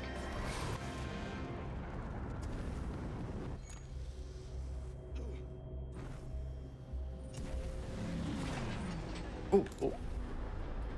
Bit of a weird angle. Saved? Nice save, dude. Good I save. think we got it saved. That was a good save. We're still going though. Nice crouch kick there. Yo, big strafe. This is a really nice backup. Big softball boost. Oh, okay. Listen to him mash those keys to hit those tap strafes, dude. That was a sick backup. Okay, that was really, really dope. So there was a lot of adjustments that Zweek just made in that segment to make sure that this works. And the reason that this route might look a little bit different to you is that we grabbed these gravity stars earlier than we normally would before. We took an entirely different route to grab the gravity stars early, which are these shurikens that create a gravity wall that give us a big boost.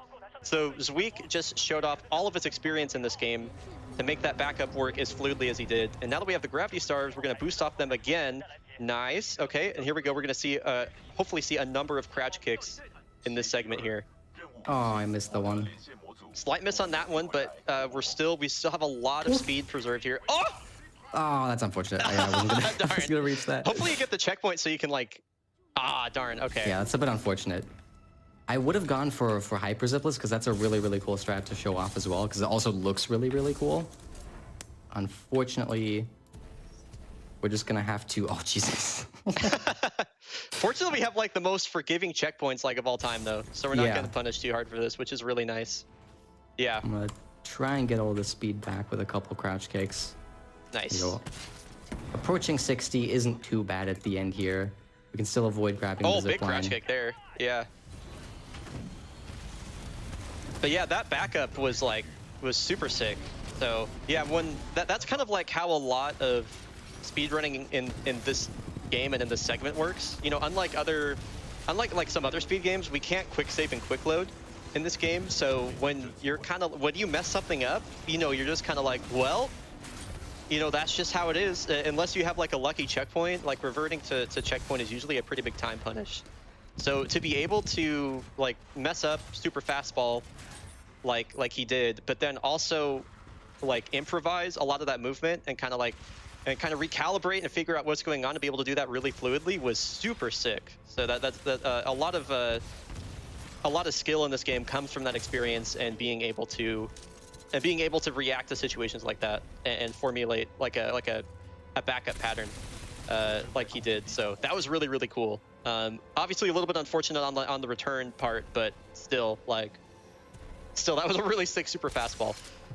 So this is this is not a necessary fight for us to do, but as you can see, we did the fight anyway because it's faster. And then this is actually another like pretty big skip. This is another one of those skips that like doesn't really look like anything, but it's actually saving us around a minute. Normally after this dialogue ends, BT would try and throw us again for another kind of like fastball-esque sequence, except straight up to the top here. And there'd be some more dialogue and everything like that, but we can just like climb up to the top and get it done. So yep, that's another skip that's been around like forever.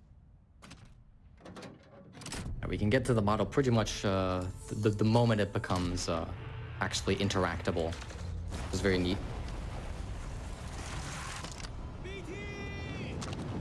All right, and so we have it should be our third, but it's only our second boss fight of the run coming up since we skipped Ash.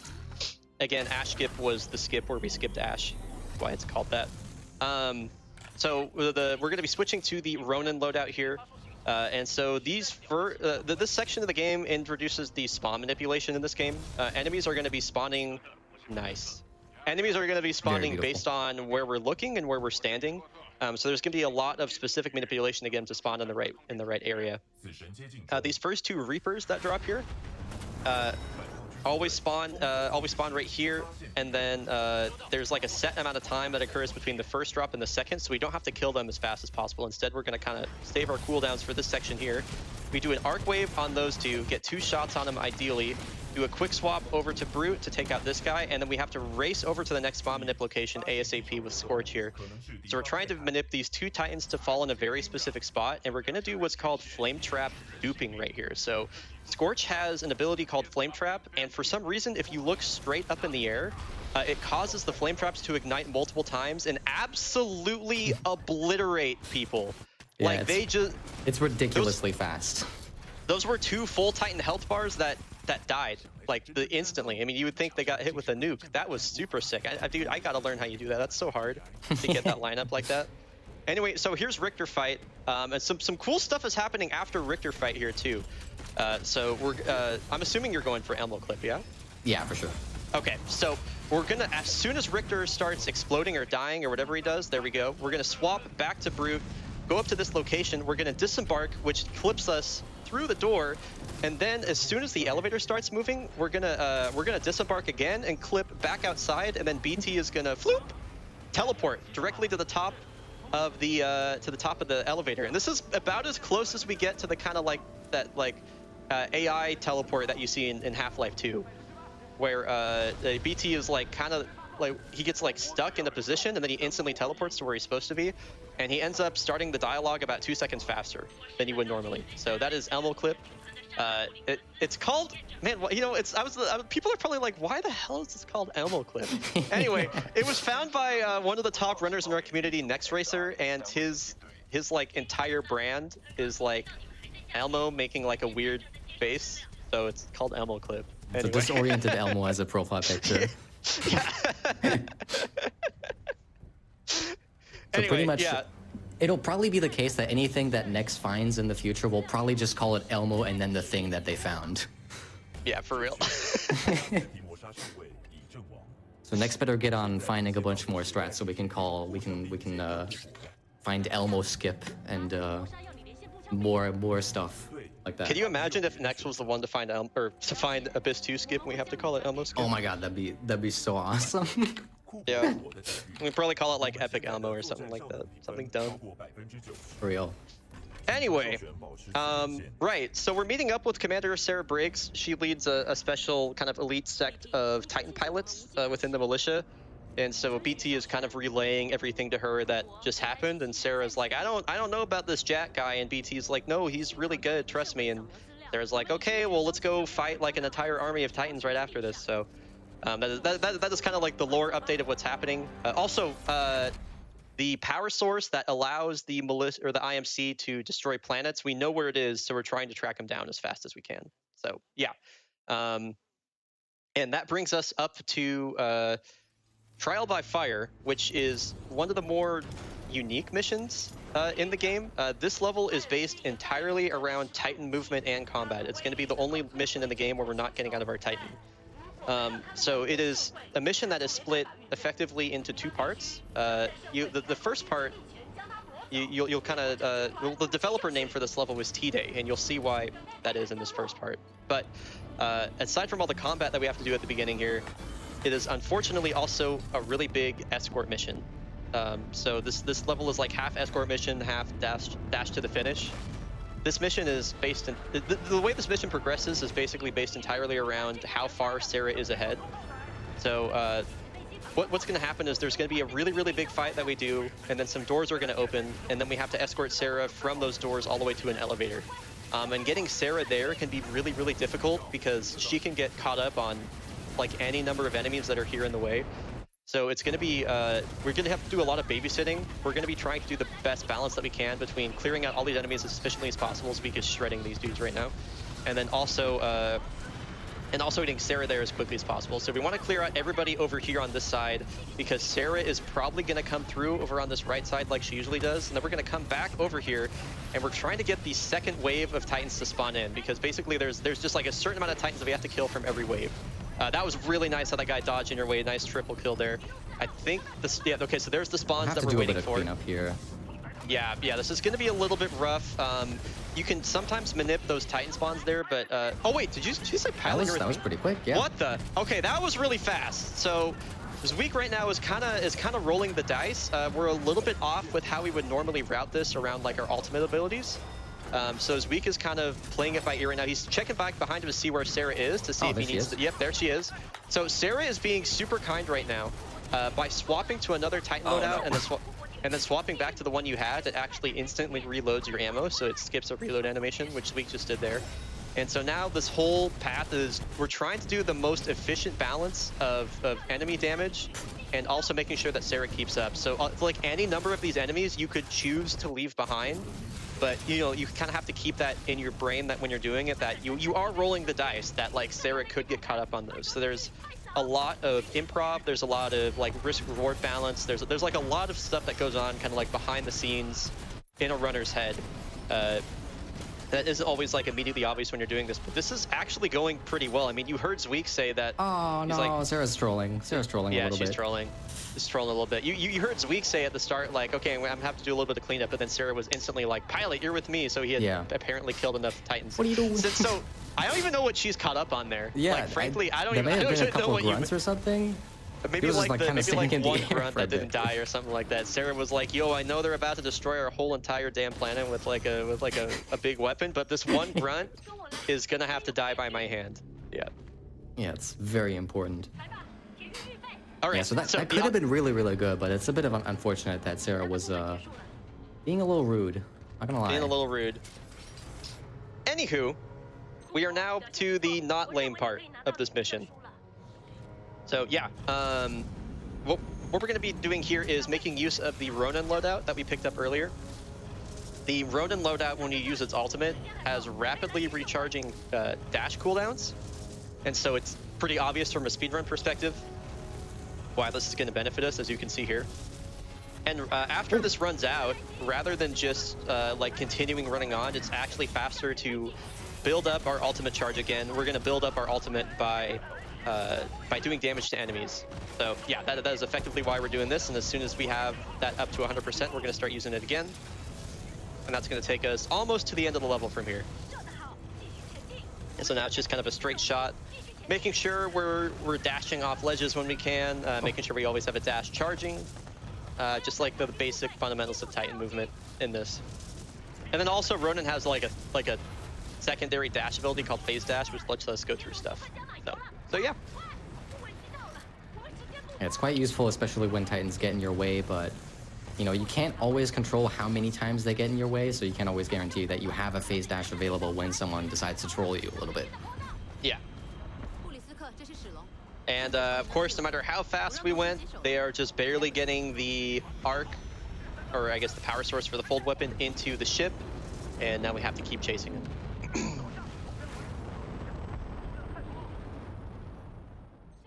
All right, and now we are off to the Arc, which is the name of the power source for the fold weapon and also the name for this level. So the first thing we're going to do is, don't forget to quit to menu. Oh, you're right. Yep. So the first thing we're going to do is a quit to menu. And this abuse happens for a very specific reason. So whenever you load a mission from mission select, the game is going to give you basically everything that it would have assumed that you picked up in in a casual playthrough. And so there was a specific Titan loadout that we did not pick up in the level Effect and Cause, because it would have taken like an extra 30 seconds to pick it up. However, by quitting to menu and then loading from mission select, it gives us that Titan automatically. And that Titan, which is Ion, is going to be extremely important for a very fast fight strat that we're going to be doing coming up. So yeah, also we threw a grenade at the very beginning of the sequence because the game is gonna, if we don't have any grenades after a cutscene at the end here, it's gonna give us 4 grenades, which is very beneficial for some of the combat that we have to do later on. So yeah, from right here we're just kind of waiting. Yeah, this level starts with a big ol' on-rail section that, you know, we have control of our character, but there's not really a whole lot we can do because the entire ship isn't actually encased in like a big kill box, so we can't even try to like hit any triggers before we're supposed to. It's all very securely sort of fortified that we can't skip anything in this segment, even though the segment is actually very long. We have to wait for like almost 2 minutes before we can actually do anything. Someone in the chat pointed out this week that you forgore. I forgore? You forgore the quit menu. I forgore the menu for Ion. Yeah, that is kind of true. I'm glad that you reminded me. That's actually pretty clutch. All right, so this is a very difficult skip we have coming up here, Barker skip. There is going to be a very specific lineup that Zweek is doing here, and he's using a specific audio cue to do a frag boost from one ship to the other.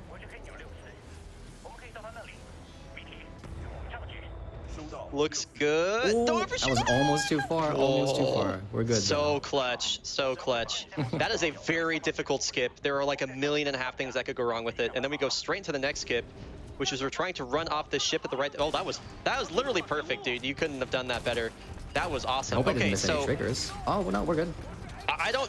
Wow. Okay, so I don't know how this looks to somebody that has never seen the run before, but take it from somebody that has done the run before that was really, really good what he just did. Yeah, usually so you now, even want to like go into the left door, like the smaller one, because it's a lot safer. I just kind of had to go for the big hole on the right because it's, you know, the way I was going, I couldn't have made into the door, and that actually allows you to keep a lot more speed going. And so for this segment here, Sarah tells you to clear out all of the gun batteries that are kind of along this kind of like gallery here. But you only have to clear out the third one, and then it despawns the rest of the enemies. So that is why we were able to just skip all those. Have I missed kill one? the last one. Where do we? I think I've missed one somehow. What? Is there like a dude hiding? There might be. Maybe on like a different platform or something. Oh, okay, no. Apparently, they just made up their minds that it actually did kill all of them. Yeah, so this level is infamous in the speedrun community for moments like that. A lot of this stuff happens because we do that skip at the very beginning where we did the frag boost. It just opens up this huge can of worms where a lot of like the scripting and triggered events in this level just behave in very strange ways, and that would be one of them. Normally when you clear out all the enemies, you know, like you just kind of progresses to the next part, but there was either an enemy that was missed or didn't despawn or something like that caused Weak to lose, you know, around 10 seconds there. So anyway, now we're on to a really, really big combat sequence here. So, that was a lot of damage at once. Yeah, this segment is just called room clear because, you know, we got to clear the room. We're also being aided by some other pilots, and those other pilots have a set amount of enemies that they're going to kill. And so we are basically just trying to kill all the enemies that they would not kill on their own, which includes those ones that we kind of spawn camped behind on the elevator. It includes these dudes at the bottom and at the very top here. So there is like a small risk of death, as you saw there, even if we are on the easiest difficulty. Just because melee damage still does quite a bit, and this can get pretty complicated because the ship that Zweek is on is like rotating on like its own, and so these stairs can like suddenly become a wall that you can't climb up and stuff like that. It gets really complicated. Anyway, we're past it now. Yeah, that was a super weird fight. I'm not really happy with how that went. I was kind of running all over the place because I was kind of behind where everyone was going. So I had to like try to catch up as much as I could. All right, and so now this is probably the scariest part of the run here. It hasn't happened to me since I started doing what I call the ritual. I believe that Viz told me about, but basically there's some really weird stuff that happens with this command console right here, where if you activate it instantly like Zweek did, it has a chance to like crash to menu or just kill you or something like that. And again, it's related to Barker skip, basically. Yeah, a lot of stuff can happen with this, but it's also been quite a while since something happened to me, which I realize now I maybe shouldn't have said because I also just moved straight down, which is a big thing. Okay, we're good. You're alive. Okay. I'm alive. Yeah. But these days, most runners have some sort of like safety strat that they do that prevents that. I would say like 99% of the time. But there was like a period of time last year where it was like happening to people like multiple times a week. So I think everybody's just kind of mentally scarred from that. Yeah. Anyway, so we have a really, really cool strat for this boss coming up here. This is called Viper Zerg, in reference to the fact that we're going to rush down Viper ASAP. So that Titan that we quit to menu for, we got because it has a really long-range laser that we can use to get 2 quick shots off and burst down Viper's shield. And then we are going to basically try and get a missile lock on him ASAP. And then get the missile off, and then what we want to do is just kill him as fast as possible while also maintaining our Titan core that we have available. This is a little bit unfortunate that we had to sit through the reload. I want to say it is so hard to hit Viper when he's flying around like that because those projectiles from that Titan move so slow. So now we killed Viper first. We're able to use the sword core on these last two Scorches and kill them super fast. So generally when that's done optimally, that saves about like 15 seconds over the old strat we used to use there. But yeah, when you get a little bit kind of like off rhythm there, it gets really hard to shoot Viper because the ship is tilting back and forth, and the Scorches are shooting you and meleeing you and stuff like that. So it could get very difficult. Yeah, I've practiced the fight enough times, like doing it optimally, that as long as I do everything correctly, it's actually, I have it like somewhere in my muscle memory to kind of predict his flight pattern within like 5 seconds. But like after that, once he starts moving in like all different ways, I just lose all of that and I can't hit him anymore. But if I do everything right, usually I do actually hit him, but I just kind of fluked.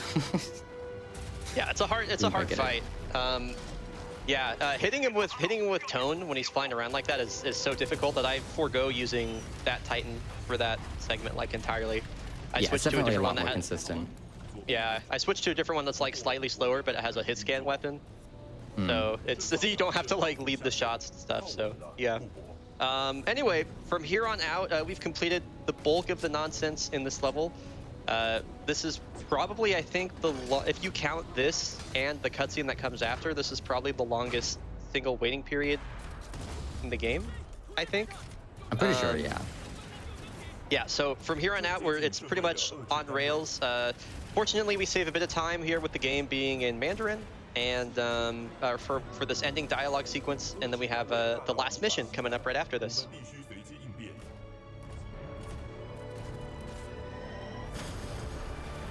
So yeah. Oh yeah, I guess to explain what's going on. We got to the ship that contains the power source for the super weapon that would destroy the militia home planet, and this is it right here.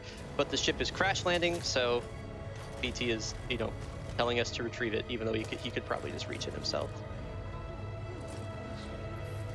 Yeah, we're getting inside of the chamber of the big glowy ball that has absolutely no long-term health effects for Cooper. Even though it's kind of glitching out his entire visor, nothing could possibly happen from touching that ball.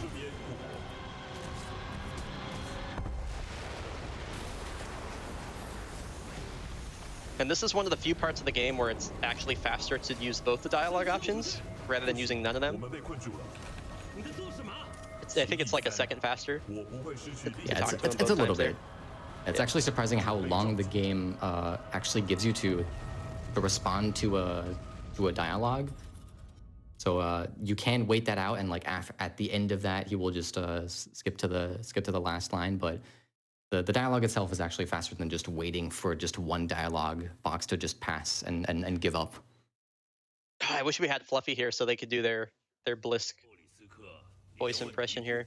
Yeah, because we're in Mandarin, we don't actually hear the wonderful voice acting of JB Blanc, so we kind of just have to imagine what Blisk would say if he was speaking English. Yeah, that's the biggest thing that we lose out on by running this game in Mandarin is a lot of the English VA in this game is really good, especially for this dude right here, Blisk. He's voiced by JB Blanc, who's one of my favorite voice actors. And we have a member of our community, Lord Fluffy, who is like super good at doing an impression of him. And like normally, if you ever watch, if you ever watch one of Fluffy's streams, they'll usually do this like word for word the entire time. It's really fun. Anyway, what happened here basically in that load screen was that the ship crash landed. We got captured by the Apex Predators, and now they're trying to open up BT to access the Ark inside of it. And so BT is playing a little bit of games right now with Blisk, a little bit of manipulation to try and fix the situation.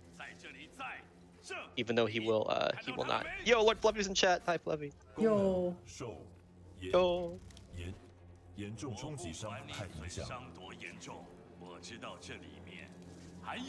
is a great time to have a sip of water for me.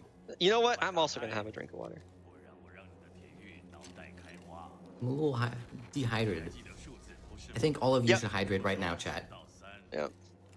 Yeah, this is the part of the run where like if we were at like a charity marathon, I'd be like, now we have time for donations, because this is about the part where I'm just kind of like, yep, it's another cutscene. Yep. There's quite a few through it. cutscenes spread throughout the game, like especially at the Yeah. beginning and at the end. So it does actually work really well for like a marathon game because there are those spaces where you can just go. All right, not much to say about this except for it's a cutscene. Yeah. Anyone else want to take over?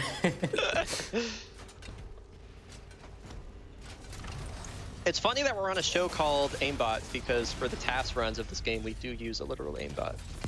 That is true. Yeah. There is a version of Titanfall speedruns that uses an AIMBOT. Yeah, that It's is not this specifically one. We should clarify. Not this one. Not this one. We're talking specifically about tool-assisted speedruns that you can find on Fizzy2J's YouTube channel. If you just look up like Titanfall 2 tasks, you'll see it. We actually put those together for the last time Titanfall was on GDQ HotFix, which was at the beginning of this year, actually. And it's kind of amazing to think about how far the game has come since that time. Like, I went back and watched my 80% HotFix run for that event, not too long ago. And just looking at even just how different a lot of the movement minutia is compared to where it is now, especially when you look at the leaderboard back to, it's like, this has been a huge year for Titan. This has been a huge year for this game in terms of like speedrun developments. Yeah, for sure. And up and comers and everything like that. The fact that you have to have a 119 to get a top 10 time now is just pretty sick. Also, the reason that's weak. Oh, go ahead. 119 for a really long time was regarded as like the human limit for when strats weren't like as developed as they are now. I remember like I started running when like the world record was like a 119.41, I think. And it's pretty wild to see that like now you need that kind of time to get like even close to the top level runners. It's really cool. All right, so BT got shot up and in his dying breath gave us his face, and inside his face was this stabby knife that hacks things. Very convenient plot device. And then well, speaking of aimbots, BT just gave you one, actually. So, here we are. We actually do have an aimbot. This gun literally aims for us. It is unfortunately in the multiplayer for this game for some reason. But in terms of the speedrun, it's pretty cool.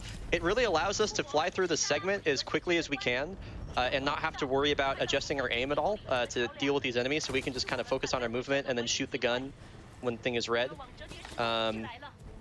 So yeah, this is a pretty cool movement section, actually. There's a lot of lurchless tech that's being used here. This section is awesome for crouch kicks in particular. There are just like so many walls we can crouch kick off of. You could see just the speed game. He's up to 70 kilometers an hour from 3 wall kicks. He went from 40 to 70. So that is probably the most pure example I could give of like just how big crouch kicks are in terms of movement speed boon in this game. Nice quick double jump to get over the railing there. That can be really easy to mantle. That was very close. Yeah, just a good data core section overall. And so now we have called down an alternative Titan chassis, and then we're installing BT's data core, which essentially contains all of his AI on it. So same BT, just new Titan chassis. And we're going to skip some dialogue by walking around behind BT rather than waiting for this dialogue to transpire. Boom. All right. And now we're doing we want to be building up core as quickly as possible. Again, we build core or our ultimate by doing damage. And so we are going to basically do damage. Oh, that was actually pretty good for not getting the. Yeah, that's actually surprising that I even got any core out of that. Yeah, for real. Yeah, we're just trying to build up core as fast as possible to switch to Ronin and just kind of like cheese this whole area by dashing through it. And we have a really big skip coming up here. Where there is like I'm not sure what's up with the collision, but when you get out of your Titan and kind of maneuver to the top of the door, there's no collision there, and that allows you to get through the door basically instantly. This is actually like a massive skip. Like, normally in that segment, you're expected to do like multiple minutes of Titan combat there and then wait for enemies to walk through the door. It used to be a huge RNG segment at like the very early on in this game's life cycle, so that's a really big skip.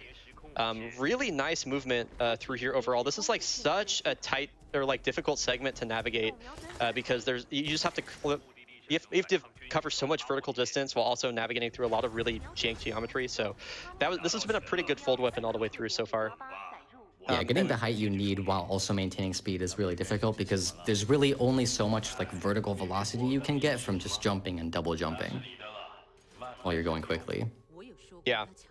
And so now we have Sloan fight. This is my favorite boss fight in the game. We are using some very specific strats here. This fight is split into multiple different phases, and what we're trying to do here is we want Sloan to switch to her next phase without using her ultimate ability. And if we're able to do that, we're using a very specific spawn manipulation both here and for the next phase, where Sloan is going to spawn, and then she's not going to use her ultimate ability at all, and that will cause her to teleport it's like seconds faster. So that's a really big strat there. And then we save our core to specifically swipe on. Oh no! Oh I got my a little god! trolled by the Reaper. Yeah. That's unfortunate. Yeah, that sucks. Okay. So there was like if we were able to do this fast enough, we would have set up another small skip later on. I don't think it's going to be possible. Yeah, I don't think guess we'll so. see. Yeah, okay. That's probably missed it. So this is still a good fight overall. You see another flame trap dupe there to kill Sloan really fast here. If we were able to do that fast enough, effectively what would have happened there is after this whole sequence is over, the Volt weapon, or this weapon here, would be charged already, and we wouldn't have to sit through the Cat's sequence, but that's okay. We did something else really cool there. We have a gun out right here, and normally you don't have a gun here, but Zweek activated a specific ultimate ability right as he pulled the interactable here, and now we have our gun available. So this is already super weird, and so Blisk, our main antagonist in the game, is going to get out and deliver his final monologue, but we have a gun out. So you can guess what happens next. Eventually. Yeah, there we go. Eventually. It takes some time. So Blisk just dies. For some reason, he still has a hitbox. You could still hurt him. And as soon as Blisk dies, all 33 seconds of his dialogue is skipped instantly. It's a miracle that this doesn't crash the game. This is probably one of the most wild skips like I've seen in a speedrun. It's super duper cool. It skips all his dialogue, and you can see he puts like the invisible Blisk back into the Titan and walks away. This trick is known as Andy Shot. It was actually found by a casual player who then posted to the Titanfall subreddit with no video and was like, hey, this like weird thing happened during my playthrough. I don't have any video, but here's how you did it. And then I was streaming at the time, and somebody said, yo, Bri, like, check this out. And so I reproduced it, and we found that. And so shout outs to Shot Andy, who found that. We, of course, now call that trick the Andy Shot in reference to it. So Apex is no longer canon. We will now be getting Titanfall 3. Everybody can calm down. Don't worry. Apex is dead, etc., etc. Wow. It's a happy ending. It's actually quite funny that it seems like what I'm guessing from like the fact that it actually skips stuff is that the game seems to just assume that Blisk has walked off screen and then just plays all the dialogue that it would play if he's already walked off screen. So it seems like maybe at the end of like when he walks off screen, the game just automatically despawns him, and when we kill him, the game thinks that it regularly despawns because it can't find Blisk anymore. And then it just like skips all of this, all of the dialogue that he would have, spent just like sitting on your face and talking at you, or sitting like on your Titan's cockpit. The phrasing on both of those was. It was a little unfortunate. I realize that now. I love that you tried to save it to it. It just got so much worse. I apologize for that. That was. We're approaching the end of the game, though. Oh, by the way, time's coming up. Time is coming up. Time's coming up in about 5 seconds, and that's time. Time. Oh, man.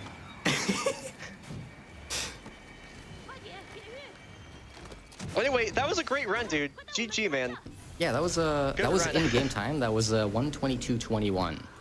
Nice. Not accounting for like the time that we paused in Beacon 2 because of technical difficulties, but that's still a really, really solid run, all things considered. Yeah. So I know y'all just had the movement video. Is there anywhere else people can go to like learn a tutorial for this game? Yeah. Oh, sorry. I'll take it. Yeah. Yeah. Just like everyone else, you can find our Discord on our speedrun.com page. We have like probably some of the best, if not the best, new runner resources in speedrunning. I feel really confident about saying that. Titanfall 2 as well is like a really easy game to get into. It really is like the epitome of the easy to learn, hard to master trope. Because the game is so linear, it's pretty easy to understand from a beginner perspective. You're not really getting lost and wondering where to go or what to do next, or you're not keeping track of any collectibles or anything like that. But once you really get into the meat of it, there is like, it's just an endless amount of depth to this game. You know, like I know Zweek has pushing like 1,500 hours, 2,000 hours. I have 4,000 hours. You know, so there's you can really just you can never be perfect at this game. So yeah, it's an awesome time to get in, and we'll have a really big tournament coming up this next March too. So if you want to get practiced up for that, we'll have that coming up, and yeah. Excellent. Any final shout-outs? I guess you can find me on Twitch and YouTube just through the username Zweek, which is what you see on screen, just ZWEEK. Pretty much the same name everywhere. I haven't streamed this game in a while, but I do intend on derusting and coming back to it. Yeah, no, that's all the plugs for me. Yeah. Yeah, you can see it in chat there. I big recommend following Zweek. He does currently have the world record in this game. Yeah, again, thanks Zweek for having me, and thanks AIMBOT for having us. Like, it's pretty cool to have like the top 2 runners here to like put on a show. So yeah, I appreciate that a lot. So. Yeah, it's also really fun to be like right next to all of the other Source games, being side by side. Yeah. Yeah. Oh yeah, we talked about Momentum Mod a bit earlier in the Half-Life 2 run, but after Momentum Mod 1.0 is released, there will be a parkour mode coming to Momentum, which is Titanfall 2 movement. So if you're at all a fan of Momentum Mod and you're like Titanfall movement, eventually we will have a full-fledged Titanfall 2 movement suite mode in Momentum Mod. And so we'll have like, we'll have a full-fledged map creation system and everything like that. So we have that to look forward to in Titanfall's future as well. So yeah. Alrighty. Well, again, thank you so much to both of you for coming on, and thank you, Zweek, for being able to step up and do this run. We're fingers crossed that hoping Zooch gets better. Yeah. Shout out to Zooch. Yep. Another good source dude. Yep. He was originally supposed to be the runner, but had to pull out because he was feeling under the weather. So hope he feels better.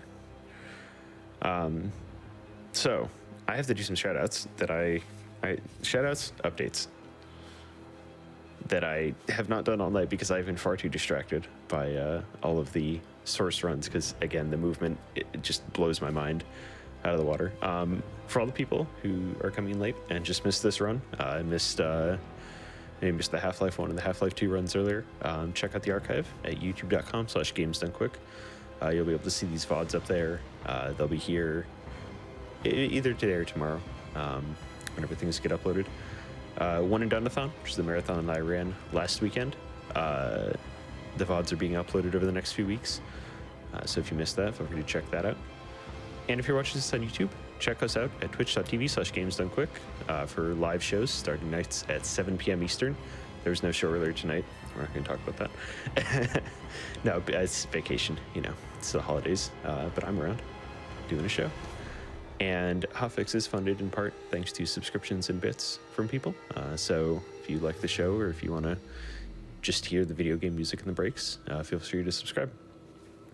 Finally, GDQ Summer Best Segments is a highlight channel with a couple of small highlight reels for all the main events and for all the HotFix events. Use !highlights to learn more in chat. And now the main thing, I'm sure you can see this graphic to the left, AGDQ 2022 online is January 9th through the 16th. So check out Games Done Quick for more info. I'm super excited. I asked Brian Otto beforehand because Brian is one of the games committee. So I want to mention just some of the FPS runs that are going down, because I'm AIMBOT. I got to talk about the FPS runs.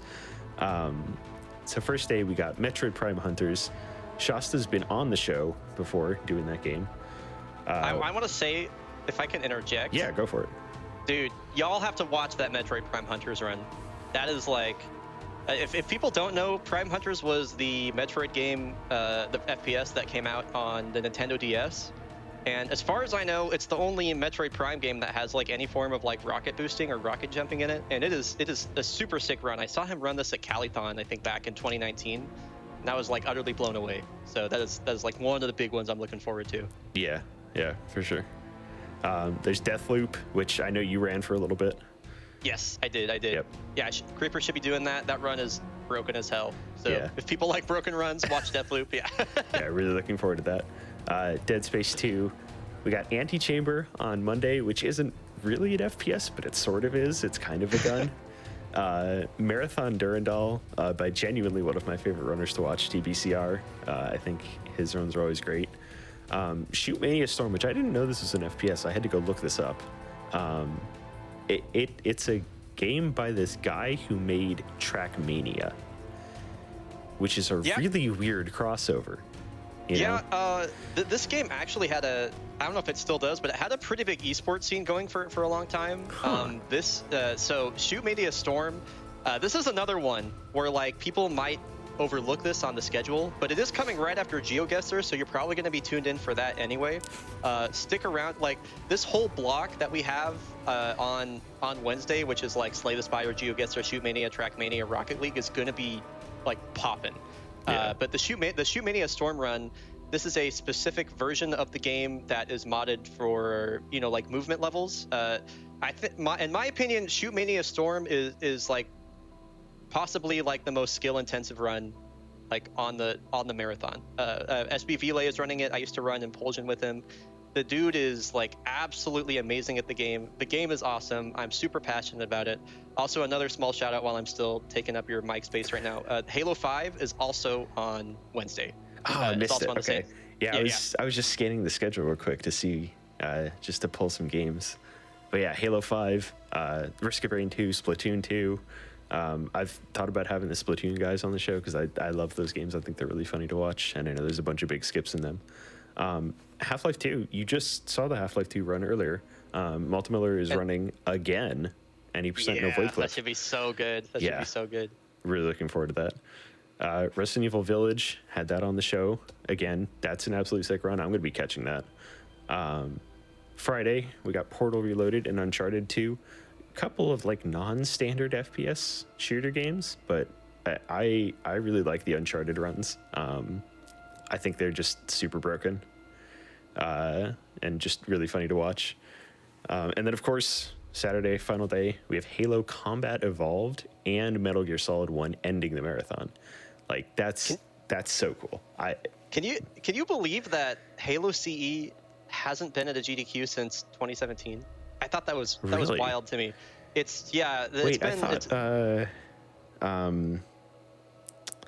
I'm blanking on his name. Who's the guy who did Halo last marathon? Well, I know. Well, Kronos is running it at this event.